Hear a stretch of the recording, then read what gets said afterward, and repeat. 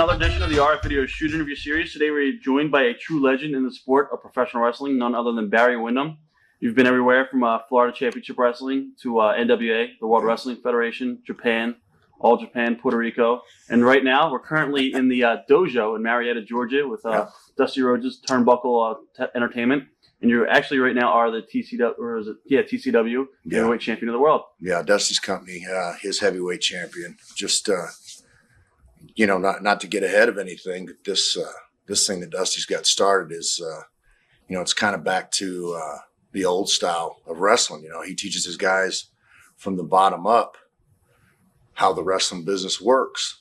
From how you're paid by a pay scale all the way up to promoting a town to learning how to work in the ring. So, he's got a heck of a setup here. We'll definitely talk about that later on in the interview. But I guess my first question would be, how did you get started in the business?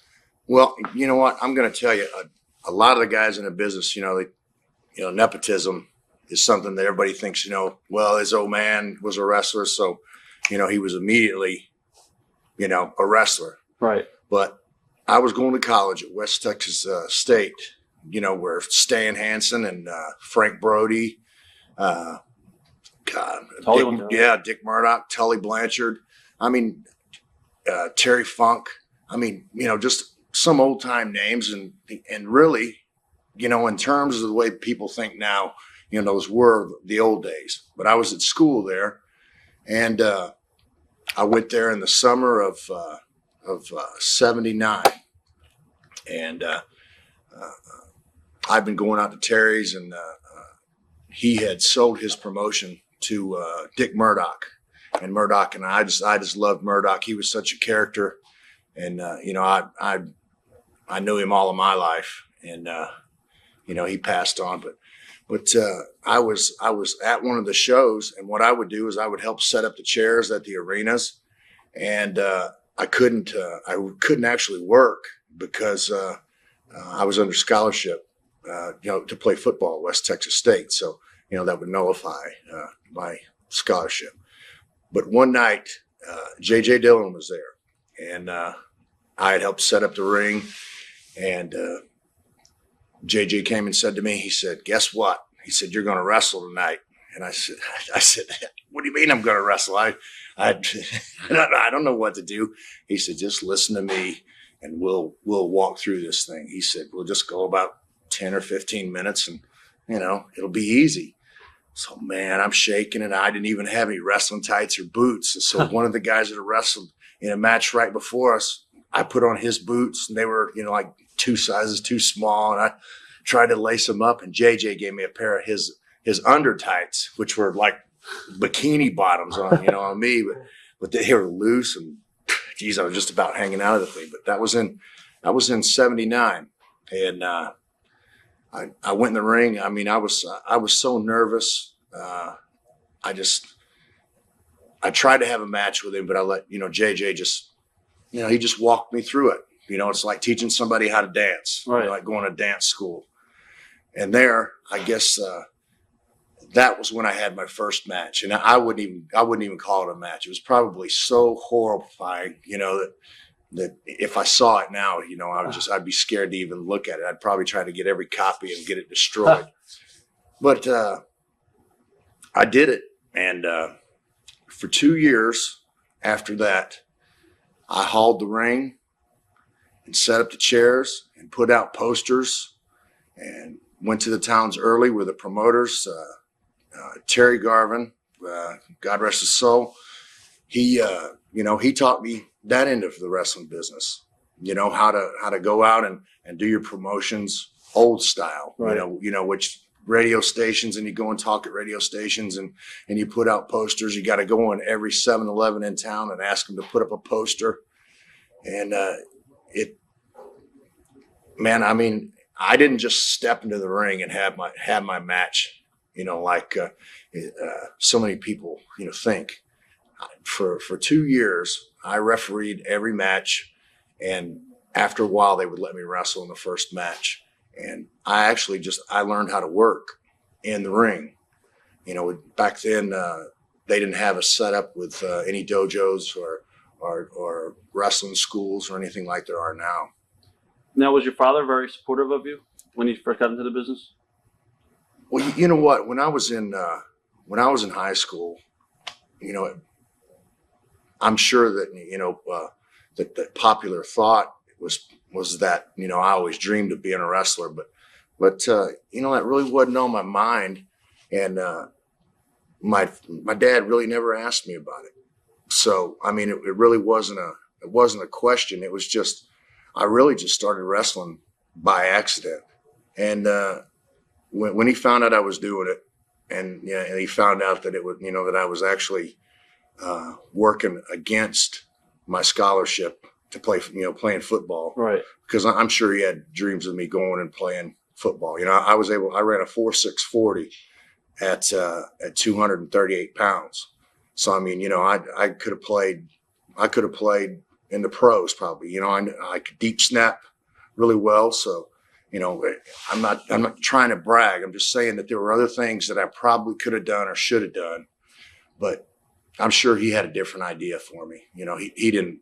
It wasn't in his mind that I was going to become a wrestler.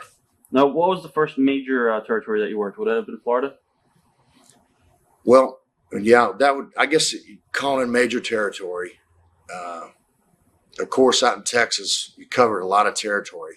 Where I went to school, West Texas State, was in Canyon, and it's 28 miles south of Amarillo. But traveling on the road there, we covered all the way up to Colorado, to Denver, all the way down to Marfa, Texas, which is, are 1,000 miles apart. And for a week, you're traveling on the road. Right. So I mean, I would miss whole days of class sometimes, and it's just.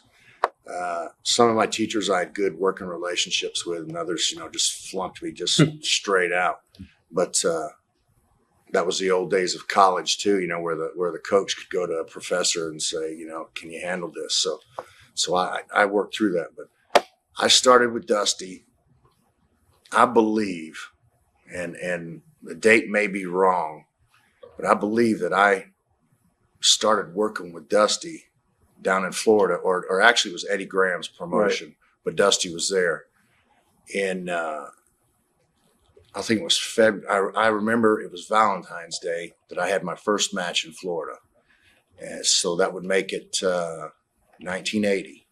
So February of 1980 is when I started in the ring. And actually, there I would go to the little sportatorium, and I would work out with the guys and try to, I was going to ask you who are try to learn how to work. The guys, I'll tell you what, I was talking to Dusty about it just last night. But Don Morocco, I learned so much from working with Don Morocco and with watching him. That's where I take a lot of my style from. I'm sure that people out there remember, or some do. There's a lot of. We're talking about generations here, that they don't know who Don Morocco is. And it's kind of, it's slow and methodical, but everything you do, you try to make it mean something. Right. And instead of, like a 10 spot, high spot, with 10 maneuvers, to where guys are going 100 miles an hour, and then, it makes everybody pop.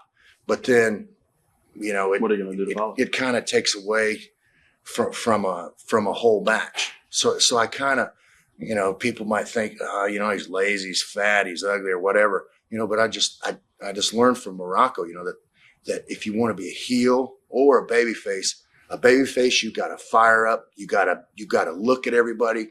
But being a heel, you can take your time and you make everything count. And I would attribute that to Morocco. And then as far as moving in the ring, Manny Fernandez had started. He'd probably been working about 2 or 3 years then.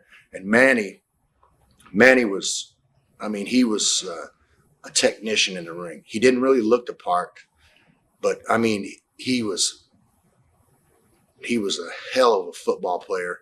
But what he could do in the ring was just, it was amazing. And Manny taught me a lot of stuff. So really, those two guys I learned a lot from. And then of course with Dusty's coaching, and him listening to me, because he was one of the biggest baby faces, and probably still is.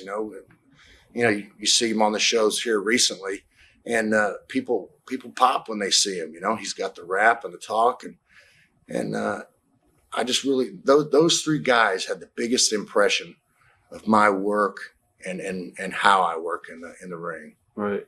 And what are your memories of teaming with Scott McGee when you first started? Well, that was one of Dusty's ideas, and Scott was his father's Gary Ports, who was wrestling there in Florida at the time. So Scott came down and he kind of learned right there in Florida, basically the way that I did. He learned how to work in the ring, and he didn't just get thrown in the ring. He was down there with me and Fernandez, and we were all doing our thing there. And I believe that his father, had taught him some of the wrestling maneuvers, but just like, I forgot to tell you this a while ago, but I also amateur wrestled, all the way up through high school. So, I knew basic wrestling maneuvers, and I was a runner-up state champion in North Carolina in a weight class, not the heavyweight, but 198 class. Gary Ports was the same way. He was an amateur wrestler, so that background was there in the family. Right. So it was him working as Scott McGee and the two of us together. Then it was just, there's still things in the business that don't change. And we were just two 19 or 20-year-old guys. That just that the girls like to come and see, and that some of the guys just hated us. Right. Because they were running around in little. Everybody used to work in little bitty tights and only heels, wore clothes or something, whether it was their character or to hide their body or whatever. So, that's, Scotty is, I don't think that he's real healthy right now. I think that he is, I think he has I just, I don't want to be quoted on it, but I just know that he's, his health is not the best, right. That it could be. And I just, I haven't spoken to him in probably 5 or 6 years, but I just, if he ever sees this, I wish him the best, because he and we had a lot of fun together besides working together. So. Right. What about Bobby Jaggers? What was he like to work with? I got to laugh about Bobby Jaggers, because Bobby Jaggers is one of those guys that if you tell him a story or something, then he's always done something bigger or better. But Bobby Jaggers, he was a big guy. He was heavy set, but he could talk and he could move. He could move around in the ring. And Bobby, would do anything that it took to make a match. Nowadays, I don't think that Vince or WCW, I don't even think that they would give him a second look, because actually, the business has moved a different direction, even though he still had that ability in the ring to work and make things happen. And to see him, the picture in my mind that I have of him, he's just a character. He's a funny guy, and he had some really good wrestling ability, and he knew how to work the fans. So, right. So it was good. I learned from him too. How about teaming with Mike Graham? What did you learn from Mike Graham? Well, Mike Graham is still probably, one of my best friends. I can count my best friends, on one hand. Mike, when I was in Florida in those early years, Mike had, he had, hot rod cars and boats and stuff like that. So he was always off doing that stuff. So I really didn't have any kind of relationship with Mike. But always what I remember about him then when I had started, was that how hard he worked. Because, he grew up in wrestling with Eddie Graham, and he had to haul the ring around, and he had to put up chairs and stuff. So, he didn't just hop in the ring one day.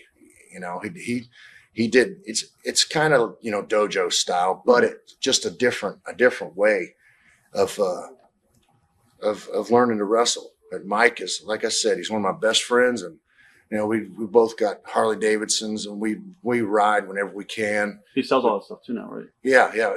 In the early '90s, when Harley Davidson, kind of had its peak, Mike and I would go when we were traveling on the road. We'd buy 2 or 3 motorcycles in whatever town we were in. But first thing we do is go get the Auto Trader and the newspaper, and we'd buy Harley Davidsons because people down south really wanted them. We'd buy them in Chicago and Detroit and stuff, where during the cold weather, the first thing that goes, when things get tight, guy's old lady says, bike's got to go. We got to pay the bills for the winter. So, I mean, we had a lot of fun with that. I've still got, like 3 or 4 of the motorcycles that we got. I mean, at one point, he and I had like over 40 motorcycles sitting in a warehouse that I have, and it was incredible. I've got pictures of it, and I guess you'd say we were business partners. But what we did is we got to play. We got to play with motorcycles, which is a hobby of mine, is building motorcycles. I've got 2 that I built completely myself that I enjoy, and Mike enjoys them too. So the relationship I have with Mike is just, I mean, we're such good friends. I probably talk to him on a weekly basis. Right.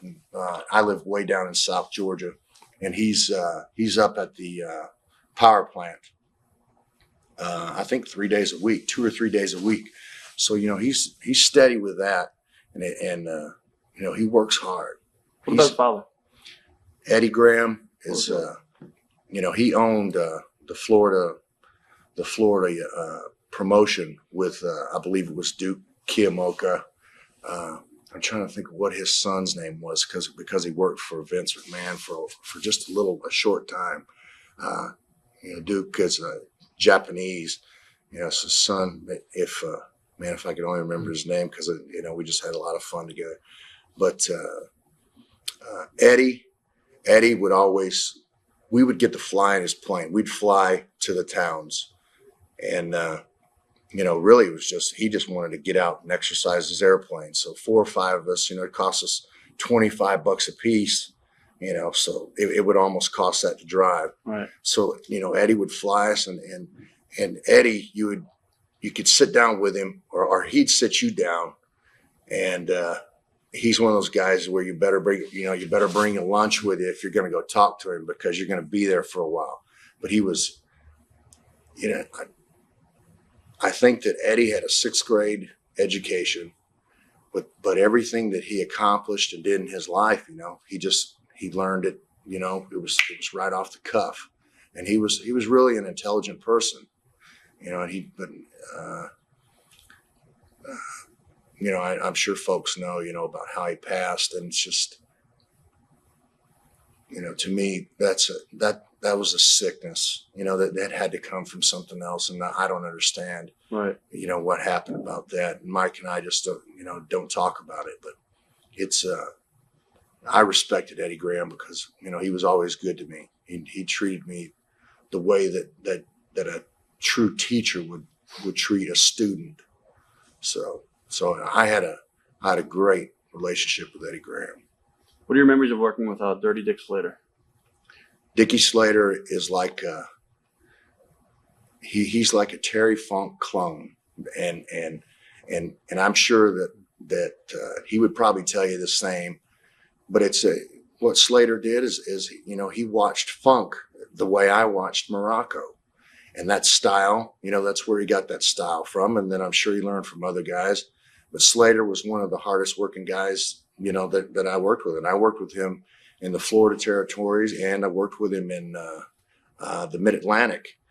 And one thing about him, man, I mean, he was there. If he hit you, he whacked you. So I found out pretty early on, that, this isn't tap dancing. We call them potatoes. And I'm sure, that everybody knows that already anyway, but man, he would wax you, and you know about it. You know about it for about 3 days when he hit you. What are your memories working with Kevin Sullivan? You did a lot in Florida with him. Yeah, we did a lot of stuff with Sullivan because, Kevin, man, Kevin has got a vivid imagination. Right. You can see this stuff, that he's come up with. I don't know. Have you gotten to speak with him? Not yet. Yeah. Well, we'd like to. That'll be interesting because, Kevin can really be, a straightforward, guy. You can sit and talk to him, like we're talking. But it's when it comes to business, his mind he's intelligent, but the stuff he comes up with sometimes is just so outrageous. He was like like the devil's advocate or something. But, he just had this idea. He said, hey, let's just have this run-in with the Windham Mulligan family, so my old man, Blackjack Mulligan. And then, most wrestling fans knew because then, Apter had me in the wrestling magazines and, I was in them, kind of frequently then. So true fans knew, that Blackjack was my father. So, there was really no problem, with him being Mulligan and me being Windham. Right. It was just a lot of the fictitious names, that guys use, now they're kind of returned back to the style of using guys' real names. And it's, it has its good points and its bad points. But that was one thing that I always believed in was, just using your real name. And then you create your character in the ring. That's what a lot of guys are doing now. Yeah. What are your members teaming with your dad? I guess you teamed with him in the Mid-Atlantic area. Yeah. Georgia. I'll tell you what I did. I was riding back from West Palm Beach one night to Tampa, Florida. I was riding with Manny Fernandez. We were in one of those Volkswagen pickup trucks. Manny was probably running about 90 miles an hour, and we flipped a truck. We ended up in a transformer power station right outside of Haines City, Florida, and I had a bad concussion. Bugsy McGraw. What's Bugsy's? Bugsy's real name is Mike Davis. So he's a nurse now, and really? I think he's become a doctor's assistant. Anyway, he was behind us, and he saw that I was hurt bad. Manny was okay, and what we think happened is that my head went out the side window, and maybe we flipped, and my head hit the ground because I didn't have any real cuts on my head. I had, well, you really can't see it, but I had this one under my chin here. It was pretty deep. So just cutting back to the question. I went to the hospital, and they wanted me to stay, and I didn't want to stay. So I went home, and I went and got in bed, and I went to sleep, and I slept for about 4 days, and the guy who woke me up was my dad, and I owned a '67 Corvette convertible. He picked me up out of the bed. He put my clothes on me. He put me in the passenger seat. He said, what kind of stuff do you own? What's yours? And I was out of it. I had a concussion. It was, my brain was scrambled, from a car wreck. So I guess he just grabbed a couple of pairs of jeans of mine, and he drove from Tampa, Florida, straight through to Charlotte. He drove that '67 Corvette of mine. 100 miles an hour. And you can imagine my old man. He's 6'9" and all bent over the wheel. And I would nod off, and I'd wake up for a few minutes. So it was actually pretty severe what happened to me. And when he got me to my house or to his house, where I had left, a few years before going to high school, he put me in a bedroom, and I stayed there for about 2 weeks.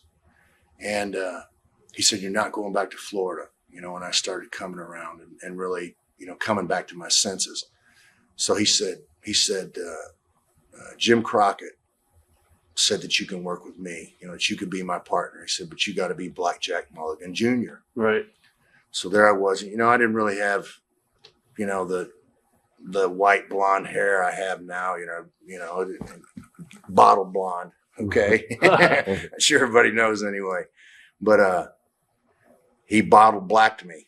So I would, man, he turned my hair jet black, and I'm real fair skinned, so and that was before the days of tanning beds. So I see pictures of that sometime. I've got a picture of me and Bill Apter together, and I think that from the time when I had the injury or the car wreck, I probably lost 20 pounds.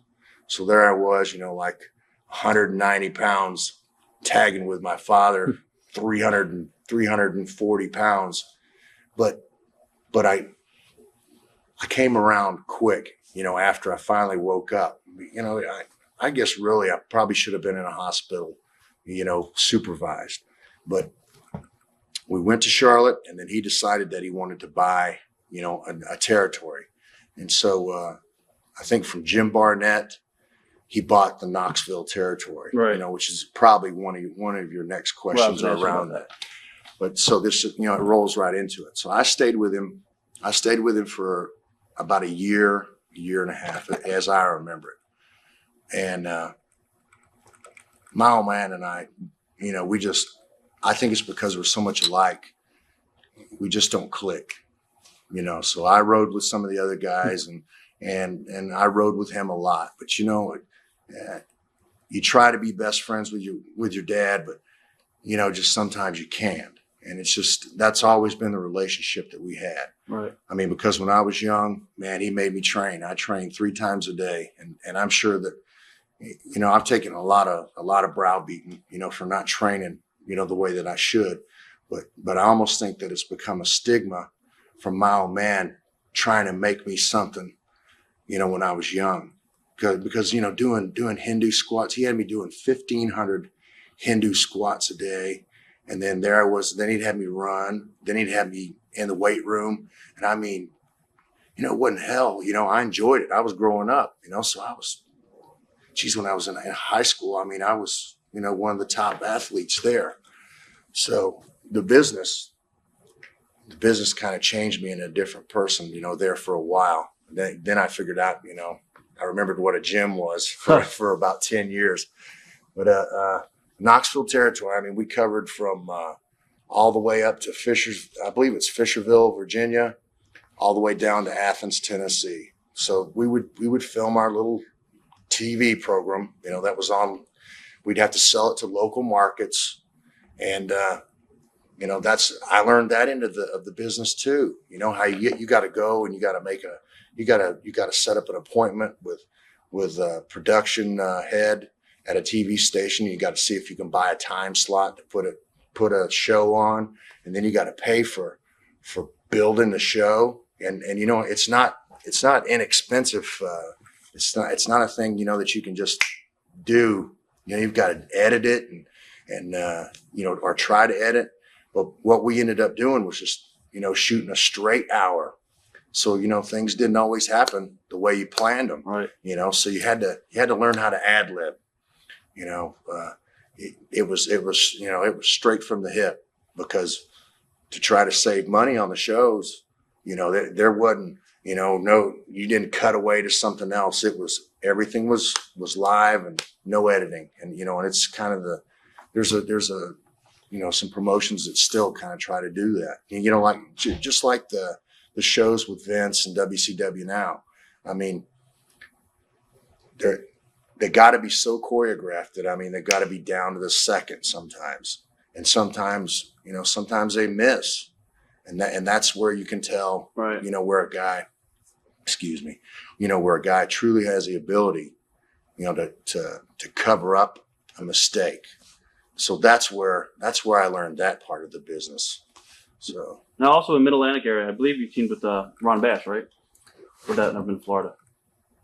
No, that was down in Florida, because I met Ronnie Bass down in Florida.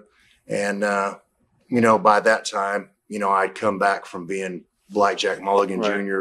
I came back to Florida with J.J. Dillon was booking, and I think Dory Funk Jr. was either on his way in or on his way out of there as far as booking.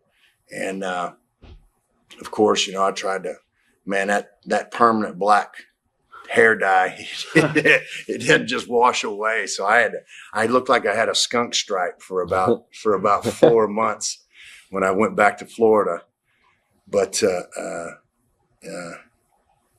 tell me what the question was again. I was asking about Ron Bass. Ron Bass. Yeah, so there I was, skunk-haired, and wearing the cowboy boots. But I went back to my name, Barry Windham. Because it wasn't any kind of retaliation against my father or anything. I wanted to build my own character. Right. And I just had that idea in my mind that that's what I wanted to do. So finally, with the black ends on my hair, we finally got all the black out of my hair, and then I said, well, I guess I'm going to have blonde hair now. So just every 4 weeks, man, I got to hit the bottle. Right.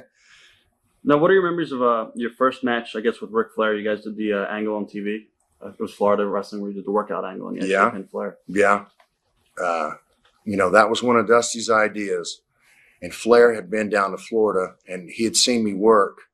And, I think as I remember, I think I was probably 230 pounds or, had never, I was working out and training, and Dusty decided, that he was going to make me one of his, I would say, like mid-card baby faces. But then he and Flair, after Dusty came up with this idea, Flair agreed to it, so that we could go around in the Florida territory. And I think we even went up to Crockett's a couple of times, just as an outside attraction, because at that time, they would try to build guys that could work with the champion and also groom them to be the NWA champion. Magnum is an example. They groomed him. He was headed the same direction at the same time I was. Everybody was, they were grooming their guys in their little territories to be the NWA champion. Because Flair worked hard. He would fly from Kansas City after doing an hour Broadway, and an hour Broadway is where you're just told there's no finish. Right. You just head out there and you go from bell time till they ring the bell. Right. So Broadway is a term for that. I think there are guys in the business right now that don't know what Broadway means. but that's just another opinion. I'm a little outspoken, about that. But the thing with Flair was just the idea that I just pinned him out of surprise. Right. And that's what led to us. Man, we went hour Broadways everywhere. I probably. You had a 90-minute match too one time. Yeah. We had after we had gone an hour show in one city in Florida. The next time that Flair came in, they set the time limit at 90 minutes. So we went 90 minutes. So now in terms nowadays, it's unheard of. Yeah, the attention span of someone wrestling, they're not going to sit and watch just two guys for 90 minutes. But we had to keep moving. So geez, we were in shape. At about that same time, it's just a funny little sidetrack story. Right.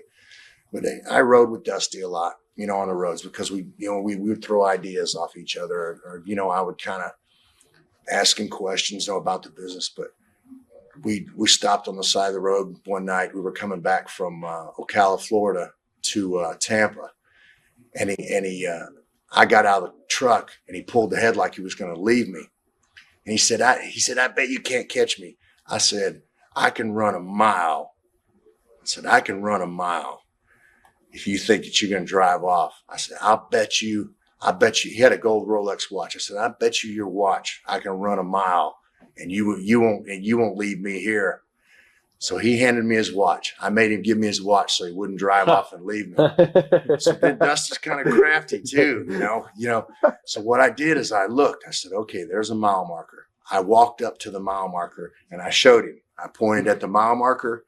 I was wearing cowboy boots and a pair of blue jeans. I took off my shirt. I ran a mile down the highway. And when I got back in the truck, Dusty let me wear that watch. He let me have it for a week.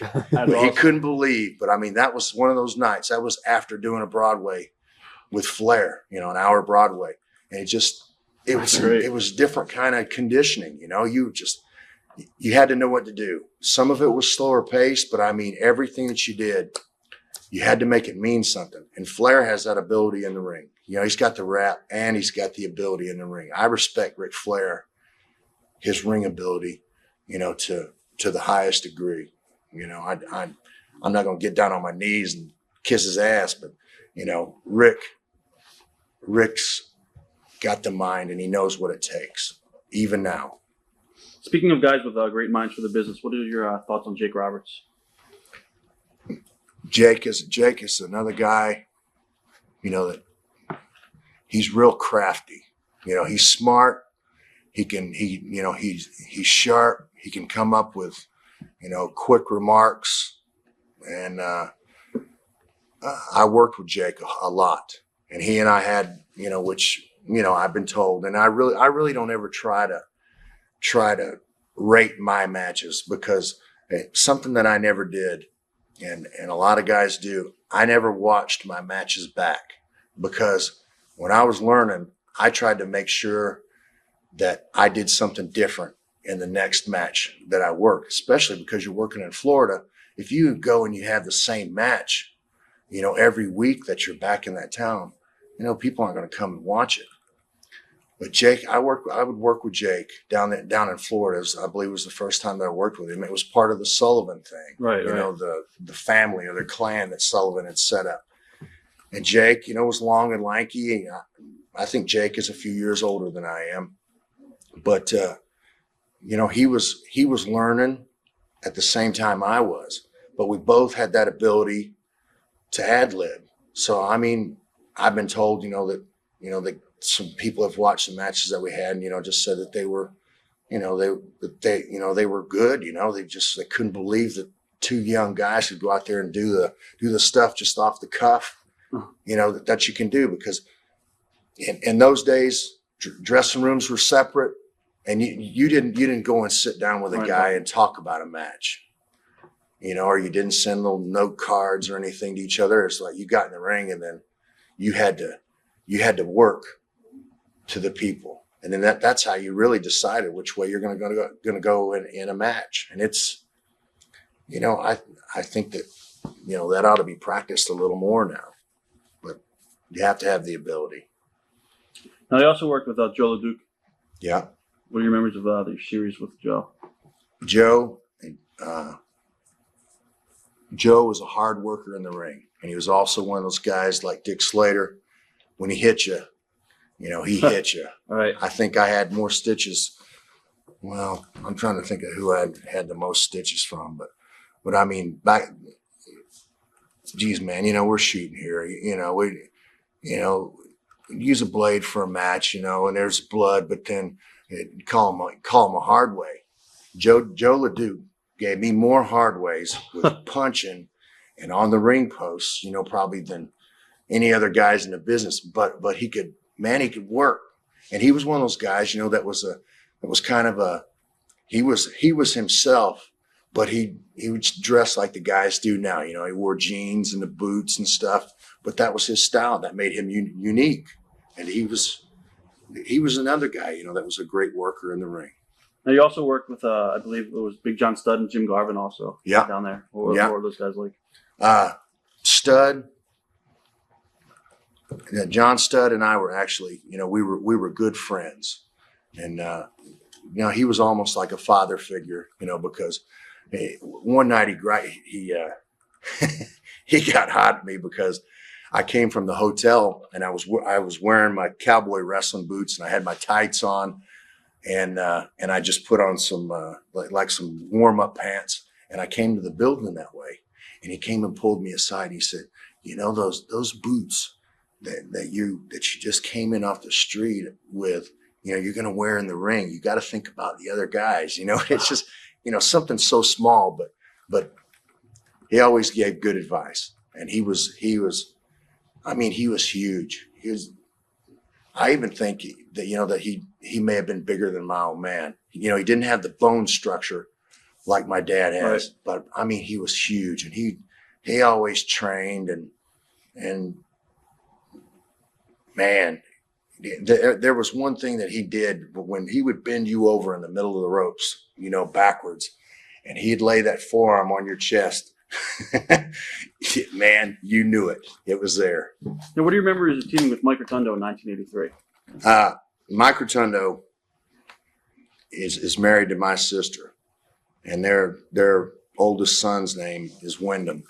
So, Mike and I, like I said, you can count your best friends, at least I can, on one hand. And Rotundo is one of them.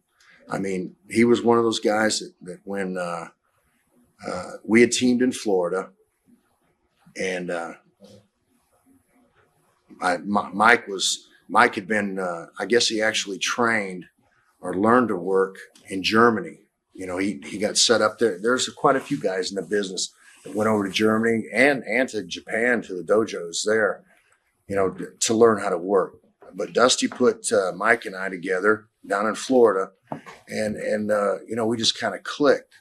And then I find out that he's seeing my sister on the sides because my sister's living at my place. So, it's kind of funny. But Mike is one of those guys that he's straightforward, and he won't tell you a lie. So, he came and said to me, he said, I've been seeing Steph. He says, but man, I've been straight with her. He said, I'm asking you, if it's okay, if like I go out on a real date, if she can, Right. like come to my place. And I said, man, I love you. I said, but it's not my place. I said, she's her own person and you are too. I said, you do what you want to do. So then Mike, he went to my dad, and man, he was shaking because I was watching from about 20 feet away. I was going to see what the reaction was. Mike Rotundo had the guts to walk up to my dad and, and ask if he could go out with my sister, even though he'd already done it a couple of times. Right. And my old man, just, he respected him for it. So, it was cool. After that, just like old time, he asked my dad, he said, can I marry your daughter? He gave her away. So, but that's the kind of person Mike is, so still to this day, I speak to Mike, which, he's working in Japan now for All Japan. And, I probably speak to Mike 2 or 3 times a week. Even when he's in Japan, he calls my cell phone, and, we just shoot the breeze, see how each other's doing. It's, like those friends, I love. Right. Harley Race. I have just such great memories of working with Harley Race, and I worked with Harley before I worked with Flair. And it was when I was green. I was so green, it was horrifying. And I'd be in the ring with guys, and, they'd call a spot, and I didn't know what it was, say, okay, leapfrog, drop kick, and then I'm going to grab a headlock and take you over. And I was, man, I don't know what you're talking about, and this, you're in the ring. Right. You're there, and you're trying not to let anybody else hear, but Harley Race actually took me to school in the ring. And that's one of the great things that I respect about Harley is that, one of the old terms is that, somebody could take a broom out and have a match with a broom. Harley Race is one of those guys that could take a broomstick and go out in the ring and have a match with it. He was calling stuff in the ring, and some of them I didn't know and some I did know. And Dusty just put me there because I was his young 19, 20-year-old babyface and really for learning experience. So Harley taught me, I learned from all these guys that you're talking about. Right. Even Jake, Harley Race. Harley Race trained me while we were working in front of a crowd. So that was more of that, that ad lib ability. If you didn't know it, you look like a fool. And I'm sure there are times, which I don't know if I was afraid, to look back at the tapes of what I'd done, or that's why I've never done it.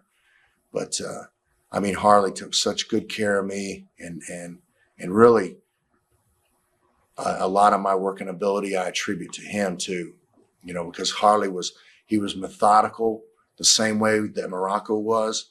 And man, he had the mind for how to make a match in the ring, not sitting down and writing it down and reading it and memorizing it. He could put it together to where everybody in the building's standing on they're standing on their chairs. Now, how did you end up in the World Wrestling Federation for the very first time? How did that come about? Well, this is okay. This is a shoot interview. I could give different answers, but Crockett, I'll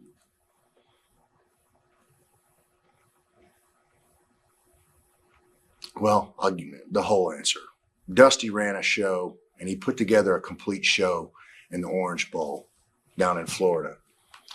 And when he got the numbers back on what the show was, the attendance figure, because it was something that we worked hard at, it was a number that wasn't true. There were more people there than they said that there were. So there kind of became a clash there. So Dusty left, and he went to Charlotte. Right. And there are certain guys, that he took with him. He took Ron Bass, and he took me. He took Mike Rotundo, and basically, just in rough terms, he just stripped, Florida Championship Wrestling. But it was a money issue. So we went to Charlotte, and Charlotte was where Jim Crockett Promotions was. It was their home. It was where their facilities were. We started out, and the place was, it was terrible. You go to a building in a huge town in Charlotte, North Carolina, and you got 400 people showing up. So, Dusty had to grind in, he had these storylines and working along the storylines and following through with them and working in the ring. He did that. But Jim just didn't have the money, which he should have taken care of some guys, because he lost some people. But I got a check for a 2-week period that I worked for Jim Crockett Promotions and for Dusty. And it was something that, Dusty and I didn't speak about for a few years too. Dusty is one of my great friends. But I got a check for $134 for 2 weeks. And man, for 2 weeks and you're traveling everywhere, geez, $134. In nowadays money, geez, a pair of tennis shoes costs that. So I called my dad, and George Scott was booking for Vince McMahon then. I called my dad. I said, Dad, I don't know what to do. I've been, a couple of weeks here. I've made, 300, 400, and now here it is. I got a $135 check, and the same thing happened again the next week. So he said, all right, I'll make a call. And he called Vince McMahon, and he said, Vince, I said, why don't you give my kid a try? And Vince evidently had seen me or whatever, but he brought me in there.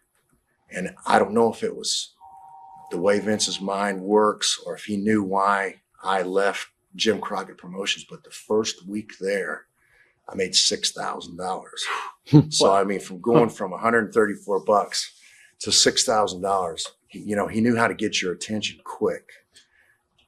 Now, how'd the locker room treat you at the time when you first got there? You know what? Paul Orndorff was there, Hogan, Roddy Piper. I wasn't really, accepted into that clique, right. Because that's when Hogan, he was on his way up, and Vince was on his way to creating, the empire that that he's done with wrestling now, the way that he's built it. So I was young and new, and Orndorff kind of took a liking to me. So I got to travel with Orndorff some. And I had been talking to Rotundo, and I told Mike, I said, man, he was getting paid the same thing that I was. And he was living in the apartment that I moved out of, that my sister and Mike and I were living in. So I called him. I said, man, if you want to come, Vince will take us. And, Mike, doing things the right way. He went to Dusty and he went to Crockett, and said, I got to go. I got a chance to go to the WWF. And of course, Dusty and Crockett, knew the tie-ins, with Mike, with my sister. And so, he worked out his two weeks notice, which is the old way you did it, 2 weeks and you were gone to the next place. And I don't know whose idea it was. I don't know if it was Pat Patterson or if it was Vince's, but he put Mike and I together, and it was, it just kind of evolved from, Barry Windham and Mike Rotundo to, I don't know what it finally ended up being called, the U.S. Express or, right. But we had, we had the theme song that from Springsteen that Born played. in the USA. Yeah, man. And we went from just in an instant, we went from making $135 a week to here we were getting these checks, for $5,000, $6,000, $7,000, $8,000, which is unreal. Like our first year there, I remember here we were, we were young and we were making $200,000, $200,000, in 1980. That was 85, I think 85. Around WrestleMania. Yeah. You guys also were paired with Lou Albano at the time, I think. Right? Yeah. Right. And what are your memories of working with Dick Murdoch and Adrian Adonis? Well, Dick Murdoch, like I said, I knew him all of my life. Right. He was one of my dad's friends, and as well as Dusty's. But Murdoch was a true character. He was one of those guys that, every second was a laugh, and if he was mad about something, you knew he was mad. But 95% of the time, he was, happy-go-lucky Dick Murdoch. And you could see it by the way he worked in the ring. It was hysterical the way he could be sometimes. And who was the other guy you asked me about? Adrian Adonis. Oh, Adrian Adonis. Okay. I understand where you're going with that question. Adrian was one of those guys that I didn't understand Adrian. And Murdoch and Adrian had to put me and Rotundo over for the World Tag Team belts there at the WWF, and he didn't like the idea at all. And I'm trying to think back to what city he was in.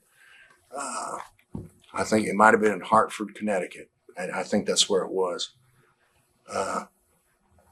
But he refused to do it. Something that I've learned along the way. Ego is a hard thing, to get over, and a lot of guys have them, and some don't. But he wouldn't do it. But Murdoch, who I'd known all my life, said, hey man, we'll figure out a way to do it. We'll just do it. We'll do it right here in the ring, whether we have to do it with him or not. Right. So Adrian worked the match, and he always worked snug, so everything was right there. If you had a bloody nose after a match with Adrian Adonis, it was no big deal because, he just worked that way. And man, even though he was big, the way that he was, he could move and he had the ability in the ring, but he just didn't agree with that decision. And I mean, him and Murdoch together, man, I can't think of two different people that are, more opposite from each other. And I'm sure that there are other people and other guys in the business that have different opinions about Adrian Adonis, but I didn't really know him well enough because of what I saw of him, so, right. I just hate that, that he went the way he did, he in a car accident, but I just didn't really know him because, you know, he didn't want to know me. So, you know, there I was, the young kid on the block, you know, just coming up, you know, just how it is. It is right now. You know, you've got some of the veterans, and then you've got young kids coming up that they're pushing. And Vince decided that he wanted to push me in Rotundo, and he was one of the guys that he didn't want to do it. All right. What were your early impressions of Vince? Vince always treated me. He treated me well. I can't say anything bad about Vince, but Vince has a good memory, and he remembers things well. And I mean, Mike Rotundo and I really had a good run there, you know, with U.S. Express. We were in Baltimore, Maryland one night, and we'd been on the road. We had, I mean, not being home, not a day off for 96 days straight. And Rotundo he'd had it. Rotundo, you know, he snapped, he flipped. Here we were driving downtown Baltimore. We were going to a restaurant to eat, and he's in the passenger seat, and he's wigged. So I said, "What are you doing?" He opens the door and he gets out and just leaves. So now here I am driving around downtown Baltimore. I'm trying to find Rotundo. You know, man, where'd he go? You know, and I can't leave him. You know, his best friend and that. So I get a phone call. I finally went back to the hotel, and I get a phone call. And it was my sister. My sister said to me, "Mike just wanted me to tell you that he wants to know that if you'll send his bags home, because he went to the airport. He didn't have enough money with him to pay cab fare, you know, because his money was in his bags at the hotel. But he gave his watch to a cab, you know, to a taxi driver to take him to the airport. And of course, man, we had stacks of airplane tickets, you know, from Vince. You know, it was in the early days before, you know, e-tickets and stuff. So we had thousands of dollars worth of plane tickets. You know, we had those tickets you could use to go anywhere on the planet, you know, left over, whether we, you know, instead of flying somewhere, we decided to drive the car just to do something different. So Mike used those tickets, you know, to go home. Well, the next night we were in Boston, and by we, I mean, you know, Vince's company. So I remember that the guy that took the brunt of me really going off, you know, because there I was, Rotundo had left, flipped out and gone home. And I was there in Boston. George Scott was there at the building. And I mean, I was ranting and raving like a lunatic. I said, "Man, you know, you've run Rotundo off. And every 2 weeks when we're at TV, you know, you do TV for 2 straight days, and you're there from dawn till after midnight when we were doing those TVs for Vince. And, you know, we did a lot of them in Poughkeepsie, New York. And man, they were a battle. You know, it was a marathon, and you know, you were on your feet the whole time. And man, it was hard work, because you're traveling every day. Like I said, we were 96 days straight. So I flipped out. I went off. Jay Strongbow was there. George Scott was there. I said, "I'm quitting. I'm leaving. You never see me again. You've done this to us. We've begged for days off. You know, we've asked for, I wanted my girlfriend to come and see me, and Mike wanted my sister to come and see us, but they had us flying so many places, you know, it was impossible. You know, it was just, it would be too much for them." So there was a big rumor going around that it had something to do with the belts with Beefcake and Valentine, but obviously not, because we didn't. No. Just, you guys were burned out. No, there's nothing to that. But I'll tell you, that was Valentine. Valentine was mad about it because we were supposed to work with them, right, and put the belts on them, right. And I believe that we did. We worked with them, and we shot the angle I think it was to where Johnny V put the cigar in your eye. the cigar out, you know, in my eye. So I was supposed to work with an eye patch on, and that was about the same time. So I mean, there we were on the road traveling, and I mean, you didn't go to one place and you didn't work in Vancouver, and then, you know, Calgary, and then say Seattle, you know, like have a little loop. I mean, Vince had us going from we'd be in Seattle, and then the next night Miami, and then Madison Square Garden the next night, and then San Francisco or LA. I mean, it was crazy, man. His transportation bills had to be, you know, outrageous. So, I mean, it's done a little bit differently now. You know, you kind of try to work an area, and then you move on to another. And that was just so tough on you. We lived out of Rotundo and I had the same bags. We had 2 Halliburtons, you know, this size. And that's what for 96 days, you know, and trying to go into the airport. Here's how we lived our life. You'd get up at 6 o'clock in the morning, you get on a plane, you fly, you're wearing a pair of jeans that you've been wearing for 5 days because you haven't had time to go to a laundromat or send anything out because you're not in a city long enough to do it. I mean, we would be at the building, we'd wash out, you know, our clothes and try to leave them and hang and dry for a while. Or some of the buildings, you know, we found out that they had washers and dryers, you know, like those great buildings. So, man, as soon as we got in the building, we'd go throw our stuff in there and wash our clothes. But anyway, like the thing with Beefcake and Valentine, it was nothing personal. And you know, like you say, it was, I think that Greg, you know, kind of took it personal because what it did is that when I left Boston on that night, I think People's Express was still flying, you know, so you know how long ago that was. But they had a 1 a.m. flight out to St. Petersburg, Florida, which is, you know, just right across the bay from Tampa. Right. And I got on the plane and I went home. I pulled my phone lines out of the wall. I flipped just like Rotundo did. I mean, we were supposed to work a program with them, and usually with Vince, you know, the way he set something up, you worked around all over the United States, you know, for 6 months and sometimes a year.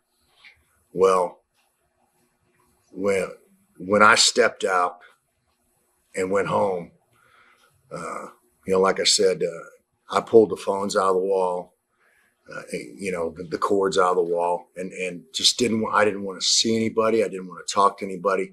And I mean, with Vince, he probably would have worked with me if I'd have spoken to him. But I was just as flipped as Rotundo was. But what Rotundo did is with Rotundo, I came home from Boston the night after he left.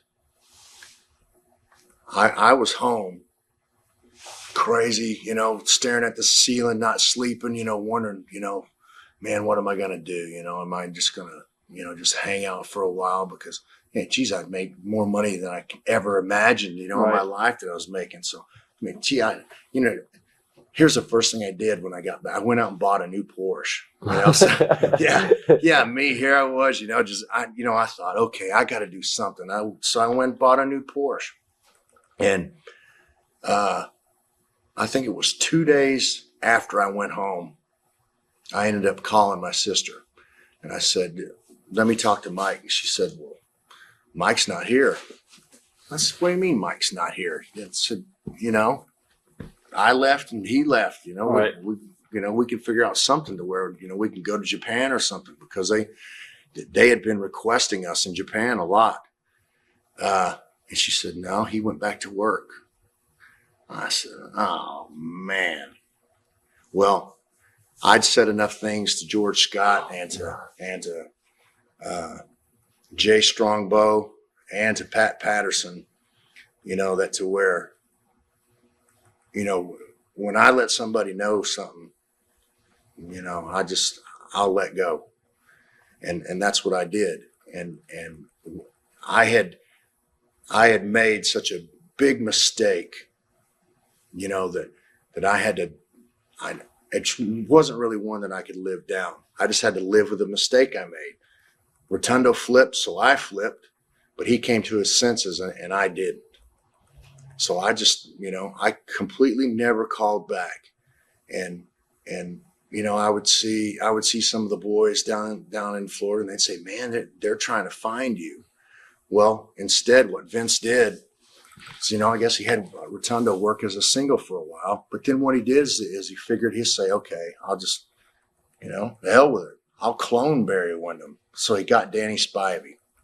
Spivey's, was a little bit bigger than I am, and he's so it's just like, Vince just carried on, and there was Spivey in that position. Did you have any heat with Dan for doing that, or no? You know what? I didn't care because I just, like I said, it wasn't a life-changing error that I made, but it was something. It was one of those decisions that I made.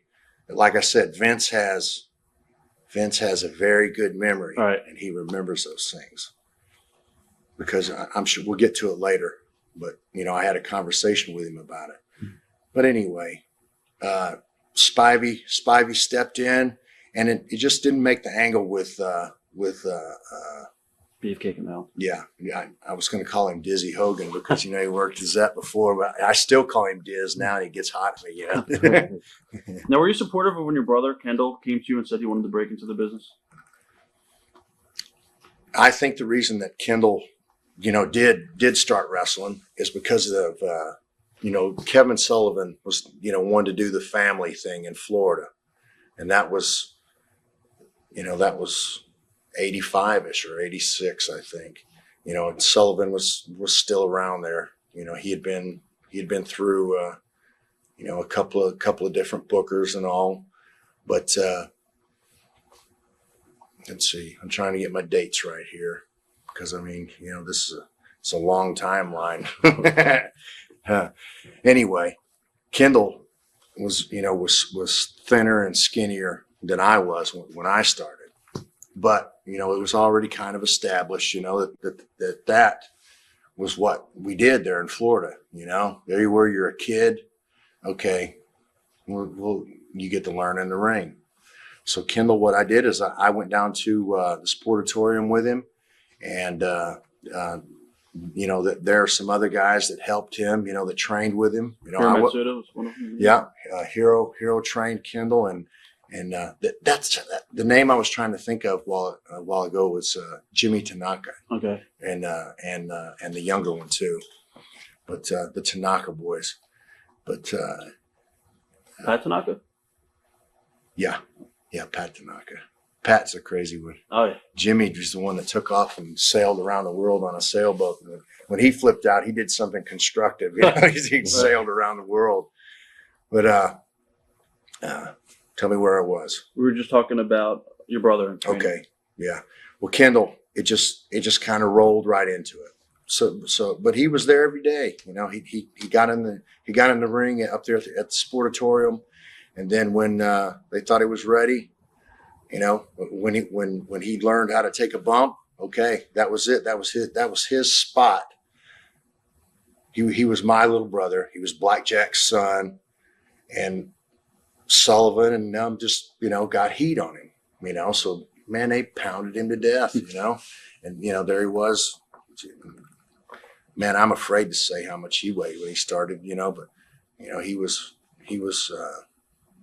I don't know which one of us started at a younger age. I think that I started a little younger than he did. But after that, he just learned in the ring. And he stayed kind of skinny for a while. I think he took a little bit more after my mom's side of the family. Now we'll come around to it. But Kendall weighs 290 pounds now. And it's, he's got a shaved head. He looks like a monster. Man, he trains hard. And when people see him, they go, Jesus, right. You're Kendall Windham. Man, I remember you and you were that big around. And they say that to me too. Yes, I remember when you were that big around. And it's funny, guys my age, come up to me, of course, like, I've already said it about the hair.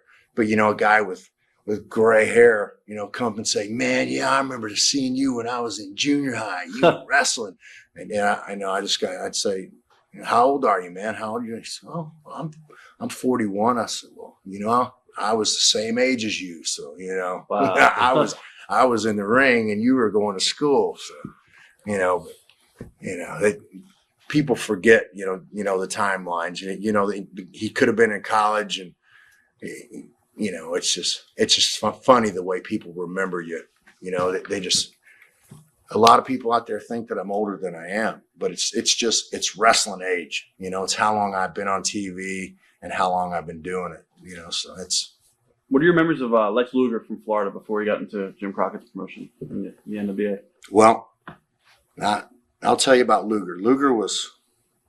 Luger did not know how to work. Bob Roop did what he could with Luger, but Luger, Larry, if you hear this, we've been friends. We haven't been friends sometimes, but he was, Luger's kind of mechanical, and when he first came to wrestle, I guess he just come from the USFL. So, I mean, he was a big boy, he was 290 pounds, and I was designated to work with Luger, so I had to. Now here I was a young. I think I may be wrong, but I think Larry is a couple of years older than I am, or one or two, I know. But I had to teach him actually in the ring. But he looked so good that was when the changes, were starting to take place in the business, from like the old timers with big old fat heels, right. and little, little pretty boys, that they just pound and beat the hell out of. But man, Luger was a rough product there for a while, and I worked with him. I've got a scar.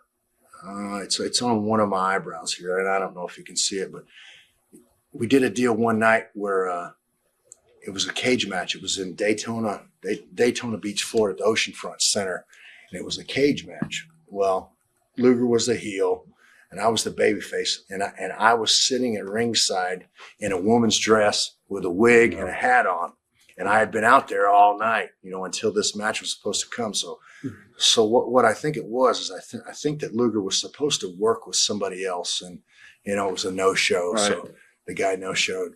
So there I was. We figured out at the beginning of the night, okay, this is how we're going to do this. So Luger's standing there in the middle of the ring, where's my opponent? What's going on here? I climbed over the cage, and I took the dress off and the wig and the hat. And then, it was, local territory, everybody popped. Right. I said, yeah. So I went and I grabbed Luger and I spun him around and I wrapped the dress around his neck. And when he tried to pull the dress off my neck, he hit me. And now I know where it is. There's a scar straight up and down on you can see it. Yeah, it's there. But he hit me with the point of his elbow. My head opened that wide. And we had to go 45 minutes. 45 with that? 45 minutes. So, I mean, in the first minute of what we were doing when we were in the ring, Luger hit me with an elbow in the forehead, and the referee was, I think it was Bill Alfonso. I said to Bill, how bad is it? He said, oh, man. He said, you're not going to believe. So what I did, I reached up and I put my finger down in this hole in my head. It was that long, but it's right on your eyebrow. So it was a deep gash. Right. And what I did, we went to 45 minutes, went the whole match and did it. And because it was such a deep cut and in a weird place, because it was a squash, it was just, it squashed it. It didn't really bleed a lot. It bled some, but it was a hard way. And then this is how we start out the match. So I'm working the whole match with this open wound on my head, and Luger almost didn't want to touch me. He's saying, "Oh, what can we do? What can we do?" I said, "The hell with it." I said, "Let's just do the match." He couldn't believe it. We went to 45 minutes. We had the match. I don't even remember what the finish was. But I went in the back and I showered and I looked at my head and I said, man, I can't believe it. So I drove back to Tampa, or from Daytona Beach. It's about 150, 160 miles, I think. And I put a piece of tape over it to try to pull it together. And then the next morning, I went to see my doc. You know, it was a pal of mine that I'll tell you this story again in a minute after I finish with Luger. But I went to him because I had a prior experience with this doctor. He said, man, how long ago did you get this cut in your head? And I said, well, it happened about 8 o'clock last night. He says, man, I'm not going to be able to make that look any good. But he sewed it up, you know, and it was swollen. It was puffed out. You know, usually, you know, when something's left that long, you know, they won't close it because they wait for the swelling to go down. But man, I had to go to the town that night. I had to go and work. So I said, you've got to close it up. So he sewed it up for me. But quick little side story with this doctor. We're making one of our road trips in Florida. I'm driving with Steve Kern, and I bought a brand new 9mm pistol. So we're out shooting at road signs and shooting at posts and stuff. Well, Kern goes to shoot, but then he pulls a gun down. Well, I'm standing right behind Kern. I must have been standing this way. And my leg is right here. Well, Kern shoots at the thing, and then he drops the pistol, and the pistol goes off. Boom! And he shot me in the leg right here. Shot me. I got a perfectly round bullet hole in my leg right here. So, I mean, I can put my finger down in it. But me and Kern goes, oh God, what happened? And I'm sitting on the ground, and I mean, it was really a weird feeling. Getting shot is a weird feeling. But the only thing that stopped it, you know, I guess it had to hit bone right there. It was about an inch deep. All right.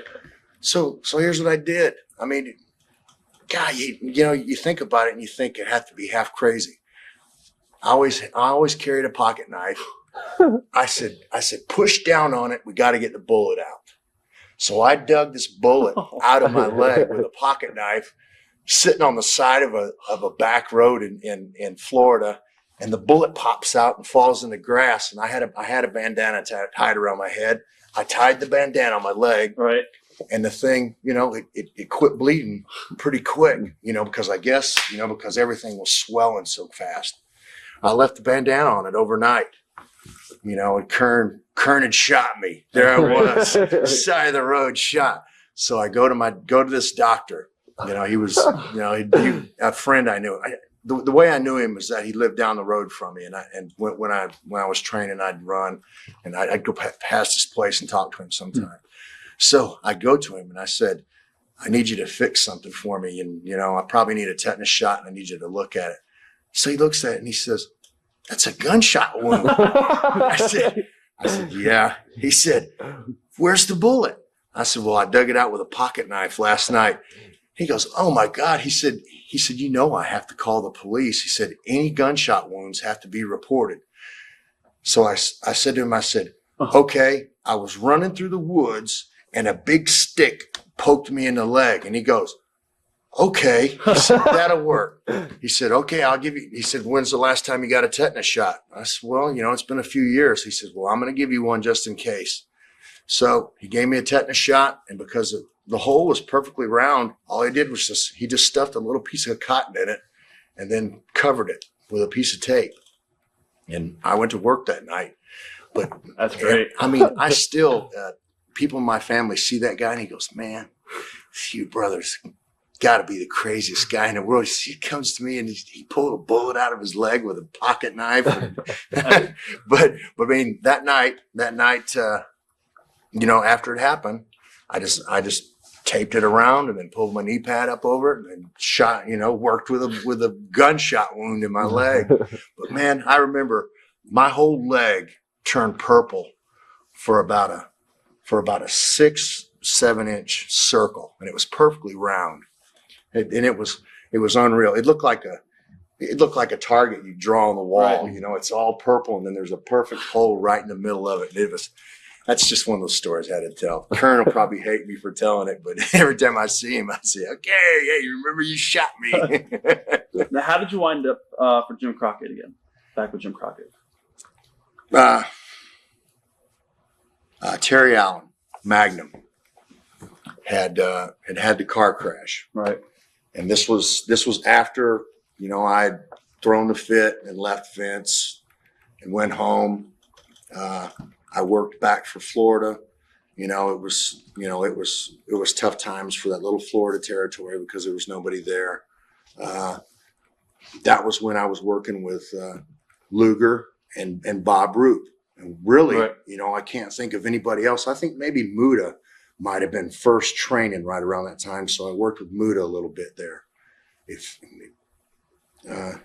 Muta, had been in the dojo in Japan. So that was the first times I'd been around Muta. But Terry Allen had his car crash, which knocked him out of commission. He's lucky to be here. But Terry and I were real close friends. He was one of those guys, that when I went and bought the Porsche, of course, I was one of the first guys that had a cell phone in my car. So it was a box about this big up in the front hood, and then it had the phone part where you answer here. Right. So he'd call me on my cell phone all the time. So we're talking to each other, cell phone, 1986, 87. Yeah, it was 86 when Terry had his crash. Yeah, so there I was with the cell phone, before that, one of the first guys to have one. So that's how I communicated with everybody. It's, where are you? I'm driving down the road in my car. Right. So it was just crazy stuff. But Terry couldn't talk. He couldn't speak because they had to do a tracheotomy on him. And they had him, because of the spinal injury, they had him face down. And I mean, I heard the next morning, that he had the crash. I mean, I jumped in my car. It's 600 miles. Yeah, it's 600 miles from Tampa, where I was living, to Charlotte, North Carolina. I mean, I was in the wind. I had to get there and see him. Because a terrible crash. It was. You didn't know. It changed his life. And word was, we thought that he was going to die. He was being kept alive. But I got there. And, I could read it in his eyes. He smiled. Right. He couldn't believe.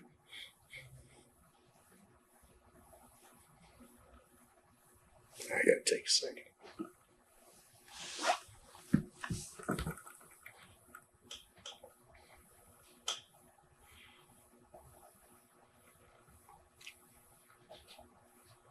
Man, he's a tough guy.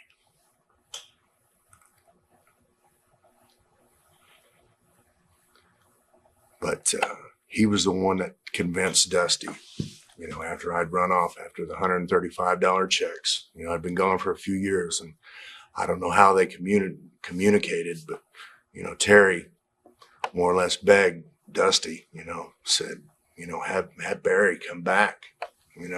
He's the, he was your guy before, have him come back. Dusty didn't really want me around, because I'd left him before. He had kind of built that Crockett company, kind of around me there for a while. And then, $135, you got to go somewhere else. Right. You can't even buy hamburgers, to live for a week on that kind of money. But Terry Allen, convinced him to have me come back. And Dusty and Jimmy Crockett, they were real tentative about it. When I came back, Dusty called me and he said, I'm only doing this for one reason. It's because Terry wants you. So they brought you in, and you actually first teamed with Ron Garvin, I believe, at the time, and feuded with the call-offs. Yeah. So what he did, he didn't put me right there, in that spot, right by his side, and right in Terry Allen's position, where he was, where Magnum TA, was or had been before his car wreck. But, he kind of felt me out, right. Didn't know if I was, flighty, because I'd left him and I'd left Vince. I guess I had, a reputation of just, if I don't like it, I'm leaving. So, I came back and I tagged with tagged with Ronnie Garvin, and I believe we won the U.S. Tag Championships together. So Dusty had, that much confidence in me by that time. And then it got to where, that area that Crockett was promoting at that time, from, I don't know that I know that they did. They went up to the Meadowlands, so they were doing big business. So after Dusty had felt me out, and got the confidence, then he kind of started getting me back in that position, to where he wanted me to be. But working with Ronnie Garvin, it was a fun time. There was a time there with the Crockett's with the, we had private jets and private planes. It was like it was a 5-year party. It was pretty crazy. What was it like to work with the Midnight Express? Bobby Eaton is probably one of the best workers in the business. I mean, he can do anything and still right now come right in here and do, the stuff that he's always been doing. And Bobby Eaton is one of those guys that you just can't help but like. And let's see, the Midnight Express. Let's see, I think originally it was what, Dennis Condrey? Yeah, Condrey. Dennis Condrey was a really good worker too. So I mean, there were guys, like I said, it was still in that time, where you didn't sit, in a dressing room and try to figure out a match with each other. Okay, how are we going to do this? Okay, got to remember this. We're going to do this, do this, do this. Those times weren't around yet. So I mean, we worked with those guys, and it's just, it clicked, and we had good times and we had good matches. So Bobby Eaton still to this day, he should be working somewhere. He just got hired, I think, by Titan. Good. To train some guys. That's good. Now, what are your memories of the 45-minute TV draw with Ric Flair? Let's see. You know what?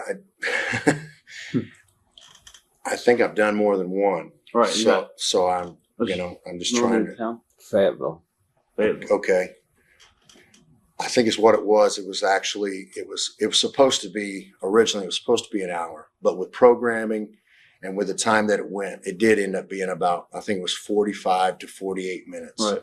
And we went live on TV, and Flair and I had worked together so many times, it was, dressing rooms were opposite sides of the building, and it was TV that we were doing, but it wasn't live TV. So, it could be edited or whatever, but at that point, Rick and I had worked together so much, that we knew, you just knew. It's almost like working ability in the ring is almost like knowing what a guy's thinking, or after he does one move, what the next one that's coming, after working with somebody so long. It's learning their style. So Rick knew it about me, and I knew it about Rick. And we would, we do new stuff, and geez, man, I've been working with him since Florida, when we did those things. So, I mean, I probably worked with Flair. I would say the times are probably, I know I've worked with him over 100 times, and I've gone, it was hour Broadways with him, and hour and a half. Right. I went hours with Harley.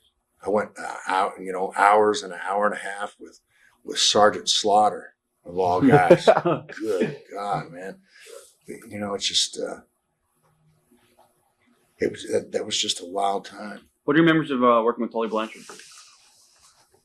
I enjoyed working with Tully. That was when the Horsemen originally started. Right. There are a few fans out there. They say to me, "Yeah, you're one of the original Horsemen." And I wasn't. I came in after.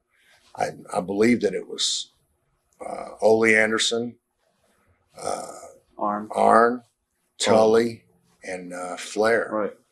So we shot the deal to where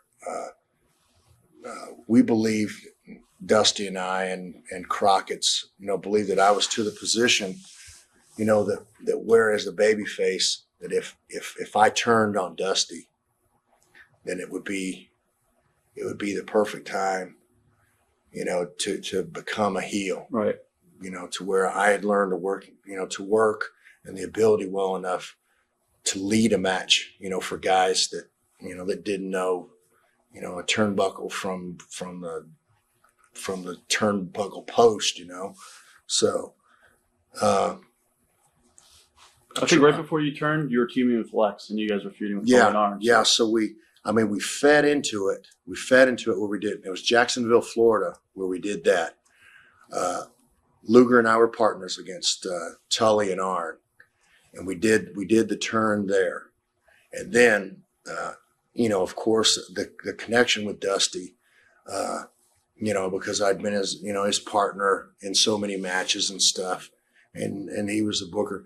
Then he was the next guy, you know. Luger, I think the thing with Luger, you know, just kind of, you know, he took the fall, you know, to where we pounded him, and I became one of the Horsemen.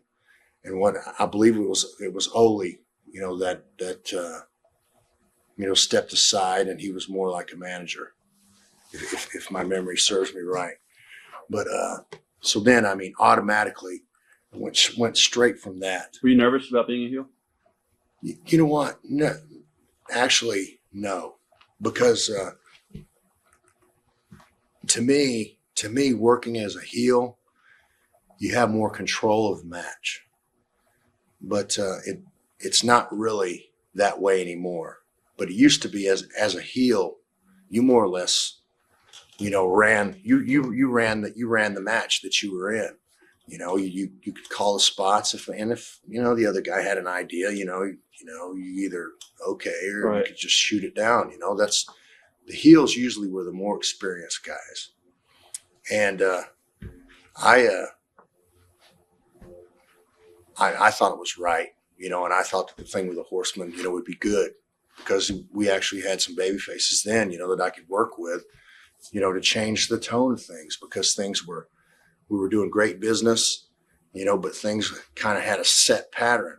So, you know, you always shoot an angle or you do something to change it up. So that was kind of an out of the blue thing. So then turning on Luger and becoming one of the Horsemen, and then Dusty, you know, like trying, you know, what's happened to you? What's wrong with your mind? Right. And then turning on him, it really set the stage. So then there I went from wearing blue jeans and boots, you know, to nice suits, and, you know, and geez, I remember Flair taking me to a shoe store, and I bought $1,000 pair of shoes that I still got them in the closet. but as a Horseman, I'm wearing these slippers, and, you know, and I'm more comfortable in boots and stuff. But there I was, you know, in the suit and tie, and the $1,000 shoes. But I became one of the Horsemen, and I really thought that the time was right to be a heel. And I still, you know, want to work as a heel, but the business turned to where you can work any way you want anyway. True. Now, what are your memories of working with Hawk and Animal, the Road Warriors? The first time that I worked with them was in the show that was at the Orange Bowl that I had spoken of before. Right. And, you know, it was a big deal, you know, for Dusty and for the Florida wrestling promotion, you know, to put that show together. So the Road Warriors, you know, Mike Rotundo and I were booked to work with the Warriors. And I mean, I believe that we were just as tentative of them as they were of us, you know, because, you know, they're two intimidating guys. But, you know, Rotundo, you know, is gutsy, and, you know, and I just go with the flow. Right. So, but, you know, we found out, you know, that they were just as nervous about the matches, you know, as we were. You know, it's like, geez, what are we going to do with these guys? So then when we're in the ring, you know, who's the heel? You know, who are the heels? So I started calling the match with them, and Mike and Joe, you know, they just couldn't believe it. You know, we're having this match, and, you know, and we're enjoying the whole thing. And here we are out in this big giant stadium, and been, you know, 3/4 of one side of the Orange Bowl is full, you know, and it's just, you know, it was one of the first ones that were done like that, you know, those big shows. So, I mean, we didn't get to talk to them before, But after, me and Rotundo snuck around underneath, and found the way where they were. And man, they were as excited about the match as we were, because he didn't have any idea. We had never worked with the guys. Now, we'd just seen them on TV like they had seen us. And the match turned out well. Actually, yeah. When you eventually turned on Dusty, what was it like working with him again? Well, that's when Dusty was in his real heyday. Dusty, still, is capable. He's still capable of getting over, in the ring and on TV. He's a little older, and he can't work the style, that the guys do now. But just last night, he and I had a match with Carino and Eric Watts, and I mean, it was just old style. We didn't send any spots over or anything. We just went out there and we had fun. But Dusty, immediately, I started working with Dusty, because of the connection that had been established, on the television programming. Right. But he always beat me. So that was, I would say to him, I'd say, Dust, I always shoot ideas off each other. I said, I got to beat you up sometime, What are your memories of working with Nikita? I worked with Nikita. He was one of the first guys that I think that it might have been a tester match. I don't know, because they turned, I think how Dusty did the thing with Magnum, Terry Allen, is that he turned Nikita babyface right after that, to fill that hole. So I hadn't been there, a very long time, and I didn't know him. And he worked his gimmick even with the boys, Right. He'd talk, he didn't want anybody to know his real name, and he was working all the time, and talking the fake Russian talk and everything. And man, he was stiff in the ring. He was just, everything was, the Road Warriors had a reputation, for being able to lay out. But Nikita, man, he was, he was rugged. He was a big, strong guy, but he still had working ability, but he was just a big, strong guy. And he was, like I said about a couple of the others, that you've asked me about, when he hit you with something, you knew it was there. Now, you also worked a little program with Dr. Death, Steve Williams, I believe. What was it like working with? Yeah. Steve Williams and I are good friends. And Steve, is working for All Japan now. I don't know if Steve will admit this or what, but anyway, his first son's name is Windham too. So I don't know if Steve thinks as much of me as I do of him, but he's I had a good time working with him. He's one of those guys that, I mean, I believe, that the people that are gonna look at this, they know about the wrestling business and they know what it is. But there are guys that work, different ways. There's some guys that you can't even feel them, when you're working with them, and then there's others you're getting your ass kicked, right? So you gotta work that way. So you have to be able to adjust. And so there are some guys in the business that just won't do it. They'll just refuse to work with somebody. But I was always one of those guys that said, okay, this is a style we got to work. It's more of, it was about a half shoot, I mean, when he'd take you over or take you down, man, you were there and he was all over the top of you.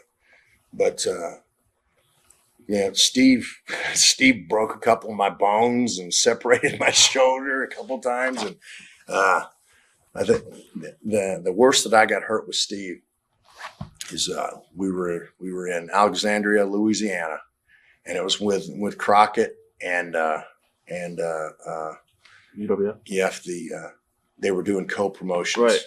They were working together. And I was in the corner, and Steve wanted to give me that belly to back suplex. And when he did, he didn't turn me all the way, or he, I don't know, it's just a mistake. But man, when he turned me, I landed straight on my shoulder. So when I stand up after I take the bump, my shoulder's separated about this far. So I hang my arms down at my side, and one arm is like one arm's hanging this much farther down. He goes, "Oh, brother, look at your arm." And I said, "Yeah, brother, look at my arm." And I'm not, I've already said this thing a couple of times. I'm not trying to play like, I'm a tough guy or anything. But we had 45 minutes that we had to wrestle. So this was 5 or 6 minutes into the match, and we finished the match. And he was, he was careful enough with me, to where in his own, he's like a gorilla, he's like a half tame gorilla, he's right. Man, he's so strong and everything, what he does, but he did. So then after that, he started working my legs. So he didn't break my legs or anything, but here I was with a separated shoulder. So I'm fighting him with one hand, right. and I'm going, "Oh God, man, my shoulder's killing me." So anyway, I got to go home for 3 weeks after that. So I kind of glad it was a little vacation that I got after working a deal with Steve. Eddie Gilbert. Eddie Gilbert and I we were pretty good pals, and always when we worked together, I mean, it was like his ability in the ring was just, it was outstanding, because he knew his craft, and he was, he came into wrestling the way I did. His father had wrestled and had done some promotion, and he had to learn the hard way. He worked hard, to get into the business. And Eddie wasn't, he wasn't the biggest guy in the world either, but man, I mean, his working ability was great, and his sense of humor was just outrageous. And when we'd work with each other, we would have to cover our faces half the time because we were laughing at each other because some of the silly stuff we're doing. I mean, there were just little quirks and quips that we would just shoot at each other during the match. I mean, we weren't even calling spots. We were just doing stuff that we knew how to do, just working a match. And working with him was so much fun for me, and I know it was for him too. And it was just, it was a real joy to get to work with him, because he was a smart guy. He booked some territories, and and he helped out. He helped out that way with some of the companies that he worked with. So Eddie just, I don't know how Eddie went, but it just he just a nosedive off the deep end, and he had so much ability, and it was a real loss. What are your memories of working with Ricky Steamboat? Steamboat, in my opinion, was probably when quote unquote, there were baby faces and heels, was of the era that I've wrestled, was the best baby face and possibly, one or possibly the best worker. And his attitude and the way that he carried himself professionally, Ricky Steamboat is nothing but a gentleman. And, he has my total respect. He's second to nobody. Going back to 1988, what were your thoughts when Arn and Tully left to go to WWF, and were you ever contacted to go with them? I think it was just another one of those deals where an idea or an angle or something had run its course, and egos get in the way of a lot of things. And something that I've learned, from this business is that, pride is a hard thing to swallow, and you got to do it sometimes. Pride you got to do what's right, and your pride and I don't know if pride and ego, mean the same thing, but they just they can get in the way of a lot of things. And I believe that when they left and went to New York, that they just thought that they had a better deal, and I don't think that it panned out for them the way that it planned. And so that was just one of those moves in the wrestling business, that it didn't become everything that it was planned to be, I think. What was the locker room's reaction, though? Did they think that something bad was really going on with the company they're in because these guys just left like that? And why did Ron Garvin leave at that time, too? Because he just turned heel on Dusty, and then I think they maybe had like 2 house show matches, and then he left. Were the people getting concerned? I'm trying to recall exactly what that period was, because